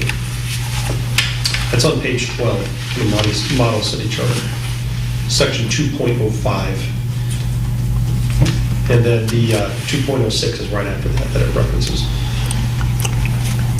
You approve this amended motion? And one question, I'll make, if there's no support, I'll bring it so we can discuss it further. The only part I disagree with is the part of investigation. Inquiry is simple. I want to call and say, could you tell me how many registered voters we have? Boom, that's real easy. Yes. When you start asking for an investigation, I need you to break it, then it gets more into direction. Other than that, inquiry is fine. Investigation needs to go through the city manager, because that involves true work. Yeah, that's an ambiguous Or the city term. Like, what does attorney. that mean? Whoever, yeah, it's not, I should not come to a department for an investigation of, I want to know the condition of all the roads in town, please conduct a. Because you might say I'm investigating the city manager. Right, an inquiry is a lot different, it's, I need to know registered voters, I need to know how many are on the unqualified list or Yeah, whatever. that word investigation is kind of weird. It's ambiguous. It leads It's probably gonna be itself, from an outside entity. If there's an It- investigation. That's giving them. Because if we're auditing. Yeah, it's gonna be. it leads itself to State, much more feds, or work. something. Other than that, I love the language. I love the language, but investigation to me is more than, hey, August, tell me how many registered voters we have this year compared to last year. That's easy. When you sit down, it's like, August, I'm gonna give you some. Send me a list of the boards and commissions. I got it sitting right That's, there. boom, that just The thing goes. that a FOIA would be. Right, Yeah. yeah, anything. But investigation is like, yeah, because I want to know, because I need this information, because I want to prepare a Where military. were you yesterday at 8:30? Yeah. A better word might be research. I mean, I can. see- Research should not be done by a department head. But I could see a city council member who, I mean, first of all, any kind of inquiry, say I got a call about this, Mr. City Manager, can you look into this or that? But I recognize as part of the policy-making function, which undoubtedly is the city council's principal role, they may need to investigate. They may need to research. They, to form policy sometimes involves that level of research and so on, and That's the manager's role. Section To direct. 2.06, just so you know, is in reference to city council investigating itself. okay, there you go. For a city council member involving moral turpitude. Ah. So, I thought it more of like there's an Could we have ordinance some coming up, they wanted to clarification on call that? it, We already talk had to the ethics department heads about what they thought about it. So there, so the model city charter more or less limits the definition of investigation for purposes of that subchapter. there's a lot of legalese here in this commentary that's not real apparent, doesn't make a lot of sense to me. Right. So I'll leave that to you, but Sure. it's obviously very limiting Yes. in what council members can investigate when communicating with city employees. I would like to bring up the fact that I'm more okay with investigating, because what if they're investigating the actual city manager themselves? And I know that nobody wants to think that maybe they might have a crooked city manager. It happens all Nobody the ever wants to think that, but in the strong case that they do, Or typically when that happens, typically if there is an idea that there's a problem with some illegality with the city manager, the first thing I'm going to tell you as a city manager is, if that city council hasn't talked to the city attorney already, they've made the first mistake. Because they got to turn that over to him or somebody that's neutral outside and then do your total investigation on the manager that way. so an attorney would have to do the investigating, the Well, council. whomever you need in It depends on the It's nature. always, yeah, it depends on the nature. Nature of the investigation, if it was, for instance, a concern about corruption or theft or whatever, most likely what would happen is someone would reach out, maybe not to your local police, but to the sheriff's department. Or They wouldn't even want to be, yeah, they don't even want to be local. To, just to keep it completely unbiased and Yes. If objective. it's not a legal matter, if it's something else, there still should be some sort of avenue. Well, we can look at it, let me The try state to AG's office. put the language together. Yeah. I'll look at some other examples. The model city charter is excellent, which is why I think I shared that with you fairly early on, because I thought that it would be very beneficial to use that as a model for many things. But let me look at that again. I'll bring language back to you, and we can chew on it some more as we see fit. You might want to take a look at the Village of Lake Orion. They have specific language that tells the elected people that thou shalt not cross that administrative line. Oh, yeah, they have no business coming over. There are a few others, I can't think of the names right now, but I've seen similar I got it. similar provisions. I got it on my, I Charters still have it and on my phone. And it says that that's a violation. Yeah. They are violating their charter. It specifically I says. mean, if the city council approaches an employee. The city council Yeah. stepping out of their lane. is Stepping out of their violation lane. of the charter. I mean, I'll look at that way. I support that, let's say. So back to the motion on the table, I just want to ask this one more time. Commissioner O'Neill, like, you handed out a sheet a few weeks ago for possible charter changes, and number 2 was consolidate authority and responsibility. If the city manager is to have all the responsibility, then that person needs all the authority. So do you, if that was your intent, is the motion on the table, in your opinion, adequate to that intent? Or do we need to go back and look at that language in the charter, that word appoint, which can be interpreted?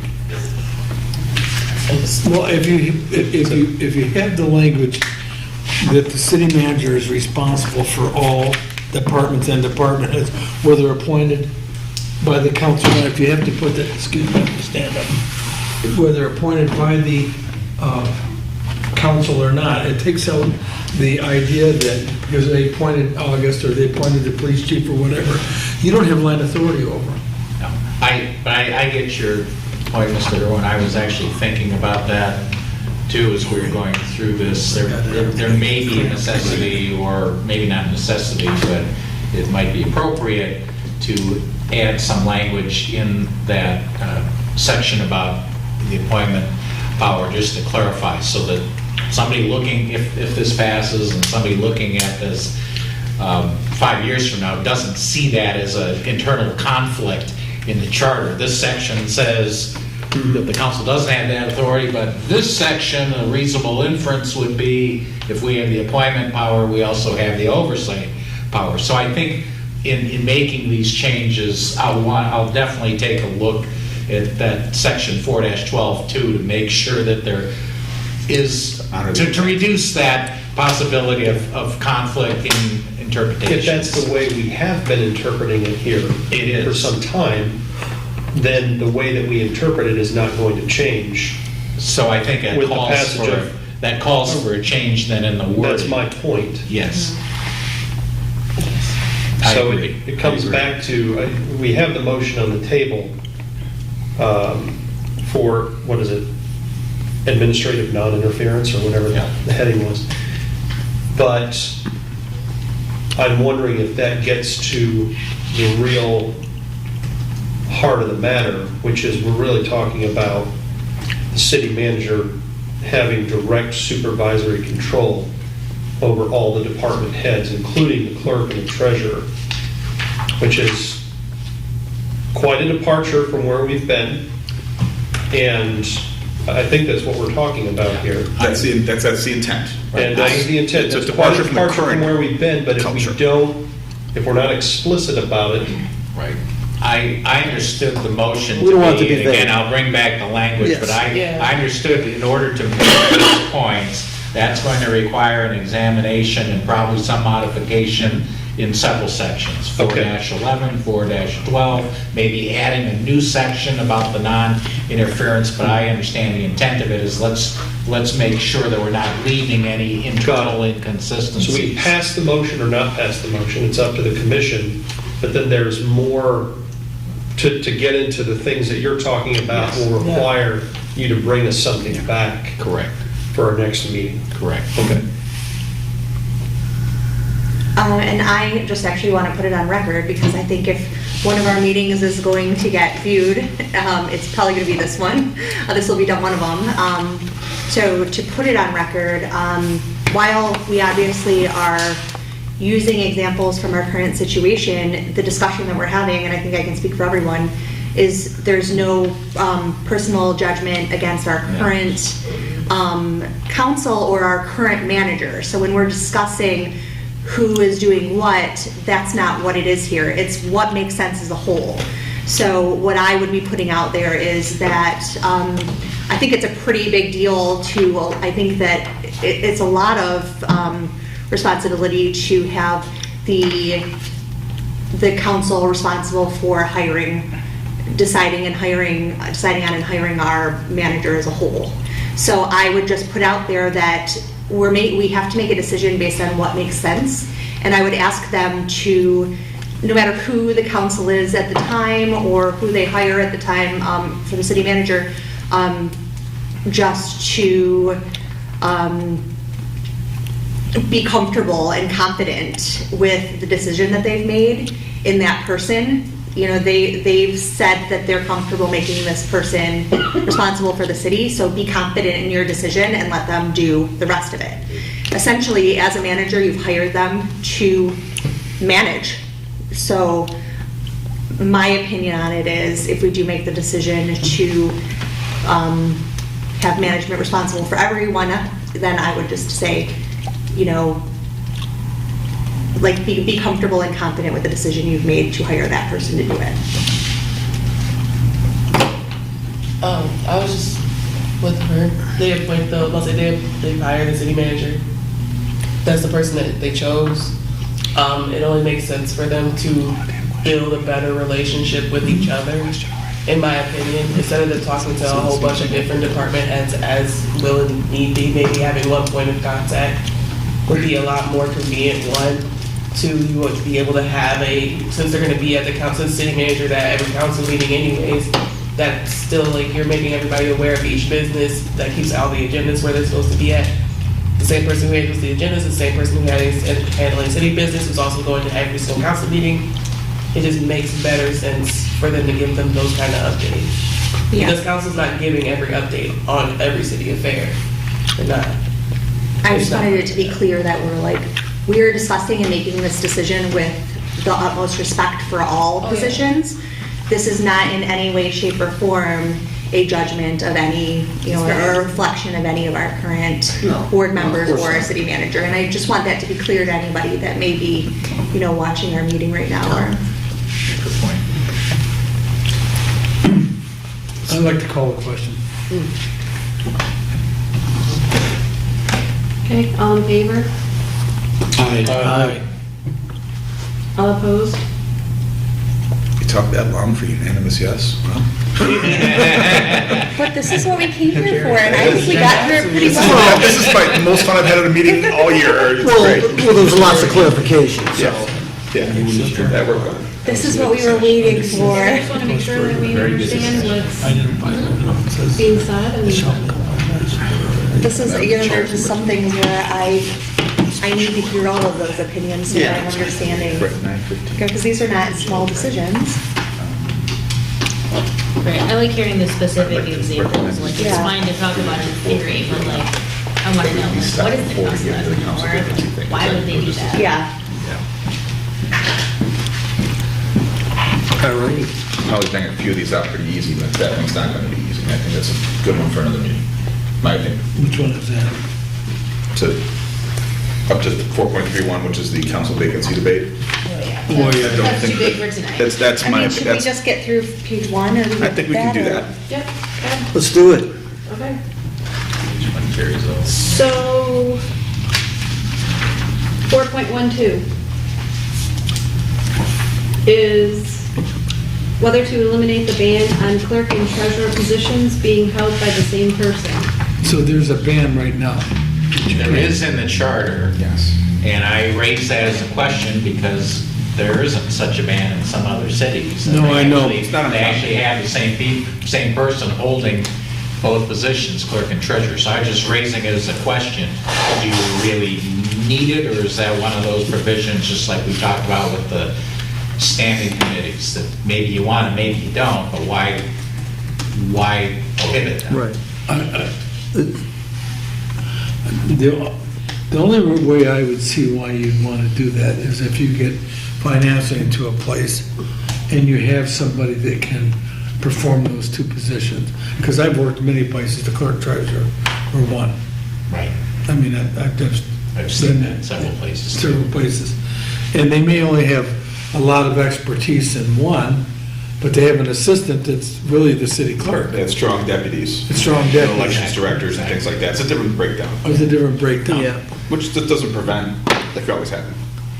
Right, I'm reading the city treasurer powers and duties here. It says the city treasurer shall make daily reports of all receipts to the city clerk. If it's the same person, they're making the reports to themselves, so maybe they should be two separate, right? I mean, Well, they wouldn't have to make they just know it. they just know wouldn't it. be Well, making it. okay. Yeah. Go ahead. They'd send an electronic message to themselves. Yeah. Sorry. I'm just saying, what it says right here. I mean, Well, Do you want an to- email, do you dear want to- August, from Well, August. then you're way on the wall, so. My therapist says I should do that more often. What happens when you disagree with yourself? talking to yourself. Another aspect to this might be just a couple bullets down, which is the question of, do you want the clerk to continue to be the general accountant of the city, or do you want to authorize or even establish having a finance director who would be Which we have now, right? in that, but who would be an official charter department or department head, which if you do that, then that takes the clerk out of that function, which would probably make it easier for the clerk to where the hats of clerk and treasurer. My because they understanding, we do have wouldn't a be finance responsible system. for the money. Check and They wouldn't be responsible for the Yeah, accounting we do. anymore. Yeah, we can talk about that in a few minutes. I know, I'm just bringing Yep, up yep. that, because I think, I don't know if you can look at that, the one current bullet Without the point other. in isolation. I think you have to look at them together. Okay. My point was, I like the idea of two. It seems like when you get in a smaller type city, the one thing that auditors always nick you for, and there's no solution to, is separation of duties. One person does two jobs that are, I'm writing the checks and I'm also authorizing the checks to be written. I feel uncomfortable. I just feel wouldn't want that. Right, I just feel uncomfortable. It's like, I'm checking my own work. Oh, okay, that sounds really good. I don't think it works. And plus, I think you do need a minimum staffing people around here. I don't want to forget, the budget gets that tight, then something's going to have to happen. And I'm not saying combine the positions and violate the charter. All I'm saying is, you do need a minimum amount of people to carry out the function here. Yeah. And this says, he can't work two jobs. Because no matter, I've done it the same way. Someone leaves, I say, I have 3 now. right, you know what? Then all that. Not including this one. So we're up to a point, there's only 40 hours in the day, or in the week. Yeah. So he or she's not gonna work 80 hours. You really do need, we need Yeah. 2 people here, because this is a city of 12 or 13,000, a budget of 20 million. He's got enough to do on the election side, the treasurer's got enough to do on the finance side in terms of collection, separating the money out to the different, so I just feel uncomfortable combining the two. Sounds like we agree on that. I agree. So we So don't I agree. need a motion. I'll We move it don't need to that, make a motion because we're not We're changing. not Oh, changing. Let's move yeah, on. okay, you're right, thank you. Let's move on. No motions? No motions? So- Okay. I'll do it. Next one's Here we go. easy. Next one's easy. 4.14, eliminate the section about health officer. We already did that. Unanimous. Can we get the motion and get through it? Motion. Motion. Second. Irwin, second? All in favor? Aye. Aye. All opposed? Next. I kinda wanted somebody to 4.16, oppose it. delete other than official. That's all we see that.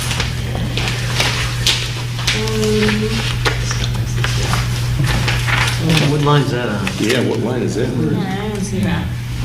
Actually, We might have already I taken. think you already did It's it. gone. I think we made that change. we already did. I'm looking at the original one, I don't even see it. Well, yeah, because the next question is eliminate this whole section. So, I don't see it. Oh yeah, number 4.16, should clerk continue to be general accountant of the city, or should charter authorize or create a different position or department such as finance department? Is We the, already had it. is the clerk currently the general accountant? Yes. The clerk is, and that's a carryover. it's old. That's really a carryover from like I think the original Township Act, and then got carried over into some municipal charters. It is a charter township. We have a finance. And it was a simpler time when accounting functions and so on were just done. Here's my quill pen, here's my ledger. It wasn't as professionalized as it is now. Notes, spreadsheets. The only finance the clerk's office does is I do sign out the checks. No checks can be printed by the treasurer's office unless they come to me and I take them out of the safe and I make sure that it's the right number and I look at the list and you want 12 Checks and checks. balance. Here's 12 checks. That's as close to finance as I really get, besides my own budget So responsibility. you don't write, you literally just say, here's 12 checks. as you Right, request they give me a 12 list, they say how many they need, I look at the list, then I approve the wire transfers to pay that. I have to do that too. I have to approve all the ACH payments and things like that, and the wire transfers. Oh, I see. On the bullet point where we're just at the other than official, I'd say it's a typo I made. It's It should in be 417. 4.17. Yeah, yes. I just found And it. it's the second line of 4.17, Oh, where for whatever reason, there's that parenthetical other than official Oh. after bonds, and I'm just suggesting, Yeah. why do we have that parenthetical? Okay. Seems like that. well, mine it's already gone. Yeah. 4.17. I'm looking at the original chart. Okay. Yeah. It's Sorry. not in version 4. Gotcha. So already It's not- Oh, you already took it out? Duties of the treasurer. Moving on to Other than, this is 4.22. the latest version. Is that one still? Are we keeping, no one's doing What anything did with we decide on 4.16? the, 4.16, the question of should the clerk continue to be the general accountant, or should the charter authorize a different person? or departments I such think as the that- finance department. I don't see a problem with giving the city council the authority to, To delegate that. the manager or whatever, to create a finance department. Yeah, we could reword that in a way, we don't necessarily have to take it from the clerk and give it to somebody else, but we can reword it in the way, something like it'll be the clerk or such other department or director as the city council shall appoint Keep that second person. or assign. To give you just a quick little background, when I got here, we had a lady, it was a nice lady. She did the water billing. She had this machine that predated the master cylinder. And you could run checks on it. And so, one of the ladies from the treasurer's department would go run checks. She was the bookkeeper. You'd run checks on there. It was after that she retired, the lady retired, that I created the finance director position. And that's when I hired Brad Wool as the finance director, because we really didn't have that expertise. And you need that. You need a person that just does the budget, does that stuff. So. Who's doing it now? Kelly Brown. Kelly Brown. The finance, right. Yeah, so it makes sense to have it. So whether you need it in the charter or not, I mean, if you give the delegate the authority of the manager to create those departments that are necessary, but I think that already falls under his or her purview. Well, I think it may, and this is just one of those two, where you have that general authority, but here we have a specific section that says the clerk shall be the general accountant. So I think to make that consistent with the prior section, we need to loosen that up a little. It could I be mean, the we clerk, say they the clerk can or be such other as needed? official as or such other person as to whom the council may delegate that responsibility or assign that responsibility. Or the city manager. Maybe that's a better way to do it. The city manager. What's your wordsmith that? Yeah, I will. Okay. So I mean, are we really voting on something here? I don't know. No, we're gonna look at the language. We can Just say language. language later. Just language. Yeah, Bad we'll- language. Okay, so she'll bring back language to vote on. Okay. Yes, perfect. And if I don't get it right, you Someone call him We Brad. use bad language. you can whip me. Mr. Stark, the section on investigations, there's a typo, either that or I'm getting tired. Section 2.09, not 2.06. In the city charter. What's in that thermos? Making your eyes blurry. Come on now. All right, we're almost done. We're getting there. That's it, right? 4.22, you did the elimination of the health officer, I believe. You already. Yes. Yeah, we already accomplished that. 4.16, other than officials taken care of already, correct? Yes. Yep, okay, so let's, Stop at council vacancies? Well, No, we're gonna- compensation. yeah, we're going to. I think that's gonna be a conversation again, so. Yep, so if we can, start discussion on commissioner comments, and if everybody agrees, then we can start our next meeting with 4.31. Did we Or handle the the compensation of above elected it. officials? It doesn't have a number, but that's on, that's a next Oh, thing. yes, you're right, okay. And that's something that's worth researching and seeing how well, it's very creative ways that cities do this. There's a couple of things. So look into it. Okay, so we'll start It's a good here. place to start, because All right, that's gonna be, It's gonna be another discussion. so we'll make, on the next agenda, I'm kind of skipping ahead, but we'll make a Rec 3. No. we should make a what, Yes. For our next meeting, Okay, stuff. we will make a revision 3 for the big rock list. Oh, big rock list. Now, okay, I was just, I thought we were on. Yeah, I just heard it. big list. That way Okay. we'll know what we still need to do and then. For the what agenda, we- that's right. Yeah. Okay. And then, so right now, we're, on our agenda, we're at commissioner comments. Does anybody, This is a good place as any to bring it up. we've accomplished a lot. 3 But it is- hours. It's 9:30. Is there any thought of meeting next Tuesday? Not next Tuesday, but, yeah, March the 7th, is that it? Everything's I'm good with that. So you're adding a meeting, basically, adding a Well, special you know, meeting? we're running up against April No, I pretty leave, quick. I believe you, I'm just clarifying what you're I'm- Can we saying. meet the same night as the council? Is there any I mean, reason we can't? No, there's not, I don't think there's any, oh, because You're not August. gonna- You were going to be here March 7th anyway. Yeah, great. We are? No, you're not. No. The 7th is a council meeting, so I'll be in the other room. So, Could we, how about another day that we? Well, I mean, I can we have try to a- get Jennifer. We have an acting. See what's going on. Or he's got one. I believe, Mike was gonna bring up the same point. We've got to schedule this now. We can't wait till. Does it have to be on Tuesday? Yes. that's Yes. me. Well, 'Cause I- could we just make the 14th a long meeting again, or do you think that's not enough time? I just think if we have another meeting, it's going to be very, very helpful. Yeah. Okay. And I think we maybe, need one extra and maybe still make the next one long, and then we might See where actually be you're able to at. get through it.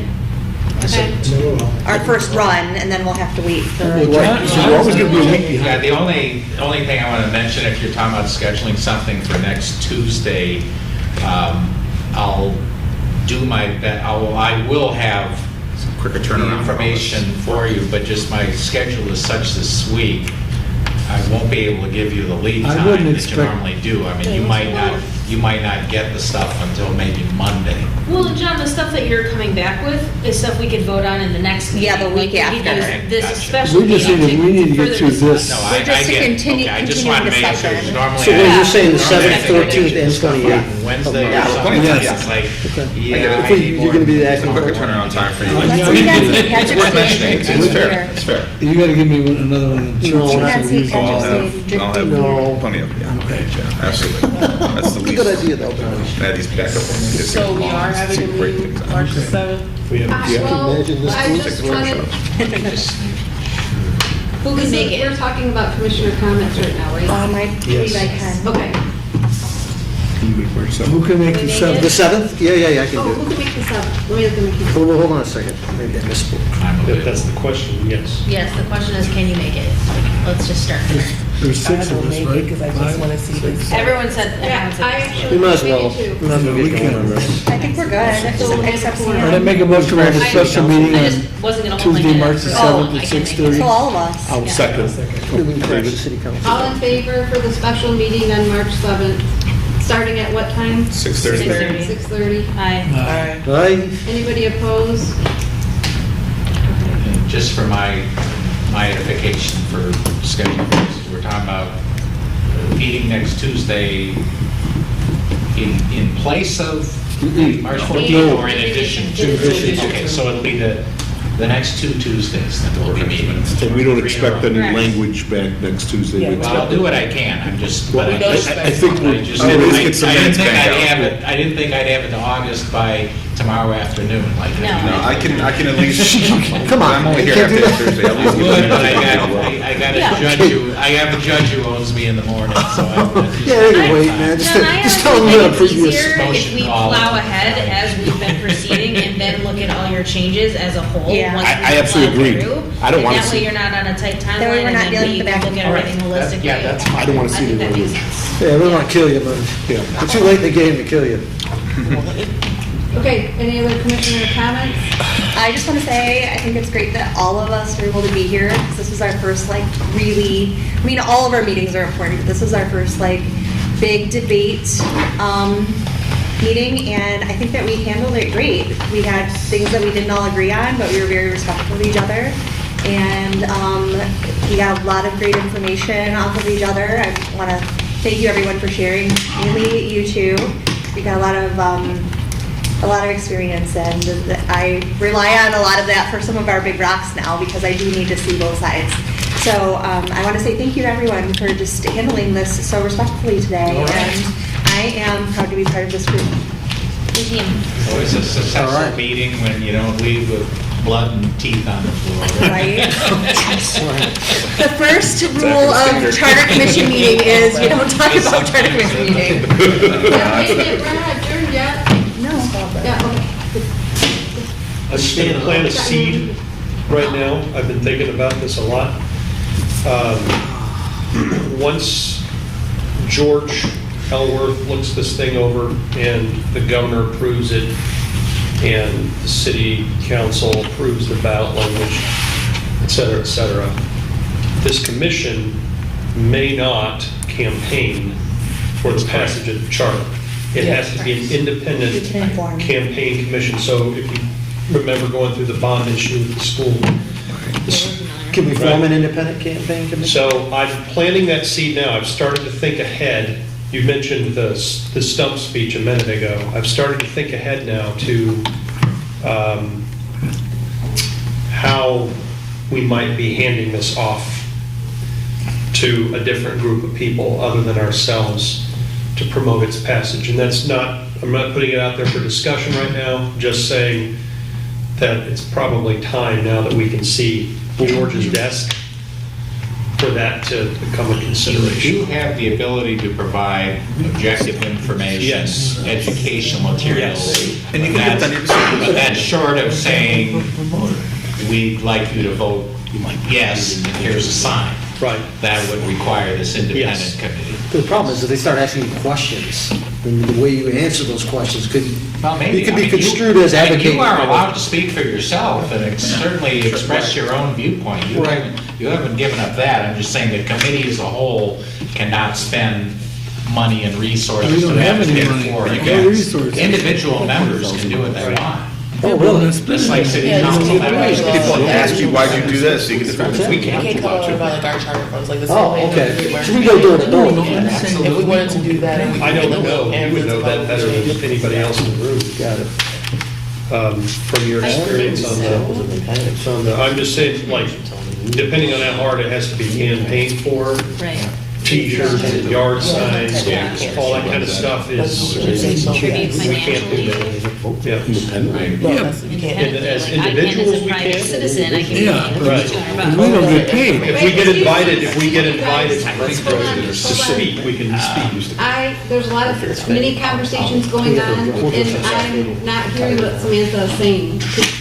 We're just clarifying to the level, and again, you don't need to open up this discussion now, but like, I'm just, that's something we can clarify with our attorney later, is at what level can we be involved? Like, can we financially support a separate committee? Can we serve on a committee, an independent committee outside of this, you know, as a private citizen? Like, I'm trying to remember all the ins and outs with the bond and all that. Like, our superintendent obviously was able to be part of that committee, even though he works for the school districts. But there were, you know, certain things you can and can't say, obviously, if you're telling people how to vote. Okay. Yes. I think in the case that we have to, we just can't say like he said, vote yes on certain things. It has to be like an informational basis only. Right, but there's a committee that can say vote yes. You're right. So I'm saying, It just has to make sure it doesn't come out of our own, like the actual That's charters. exactly. but- Even Right. individually. Has to So be if it comes clear out of your separation. pocket. So even like, if it comes individually, out of you all of can't our say vote. separate I can donate money Individually, as a you private can. citizen to the. Okay. That is what you can Yeah, do. individually we can. Yes. You said that, I got it. Right. You could paint your house. Yeah. Oh, yes. But we couldn't like use this meeting time to like plan strategy for the Right, commission. that's exactly That would be a conflict. Agree. Yes. Exactly right, and we can't like run a phone bank through the, Right. through City the Hall. city hall. What's that number? Yeah, no, the money in the budget Hey, can August, can we put it in the newsletter? be, you can put that there's going to be a town hall for information in the Right. newsletter, but you can't put, you know. Vote yes. vote yes. Put information, and then you can even go so far as Yeah. to say, you know, please vote. You just can't say, Which way to vote? Email it to me, I'll get it to whoever I can get it to. Got it. Okay. Okay, Okay, we're well, clear. So, public comment for items not on the agenda? Okay. So the next agenda items will be the Rev 3 for the Big Rock list. And that's pretty much it. March 7th. Yes. For 7, and we can adjourn if somebody wants Motion to to make a motion. adjourn. Second.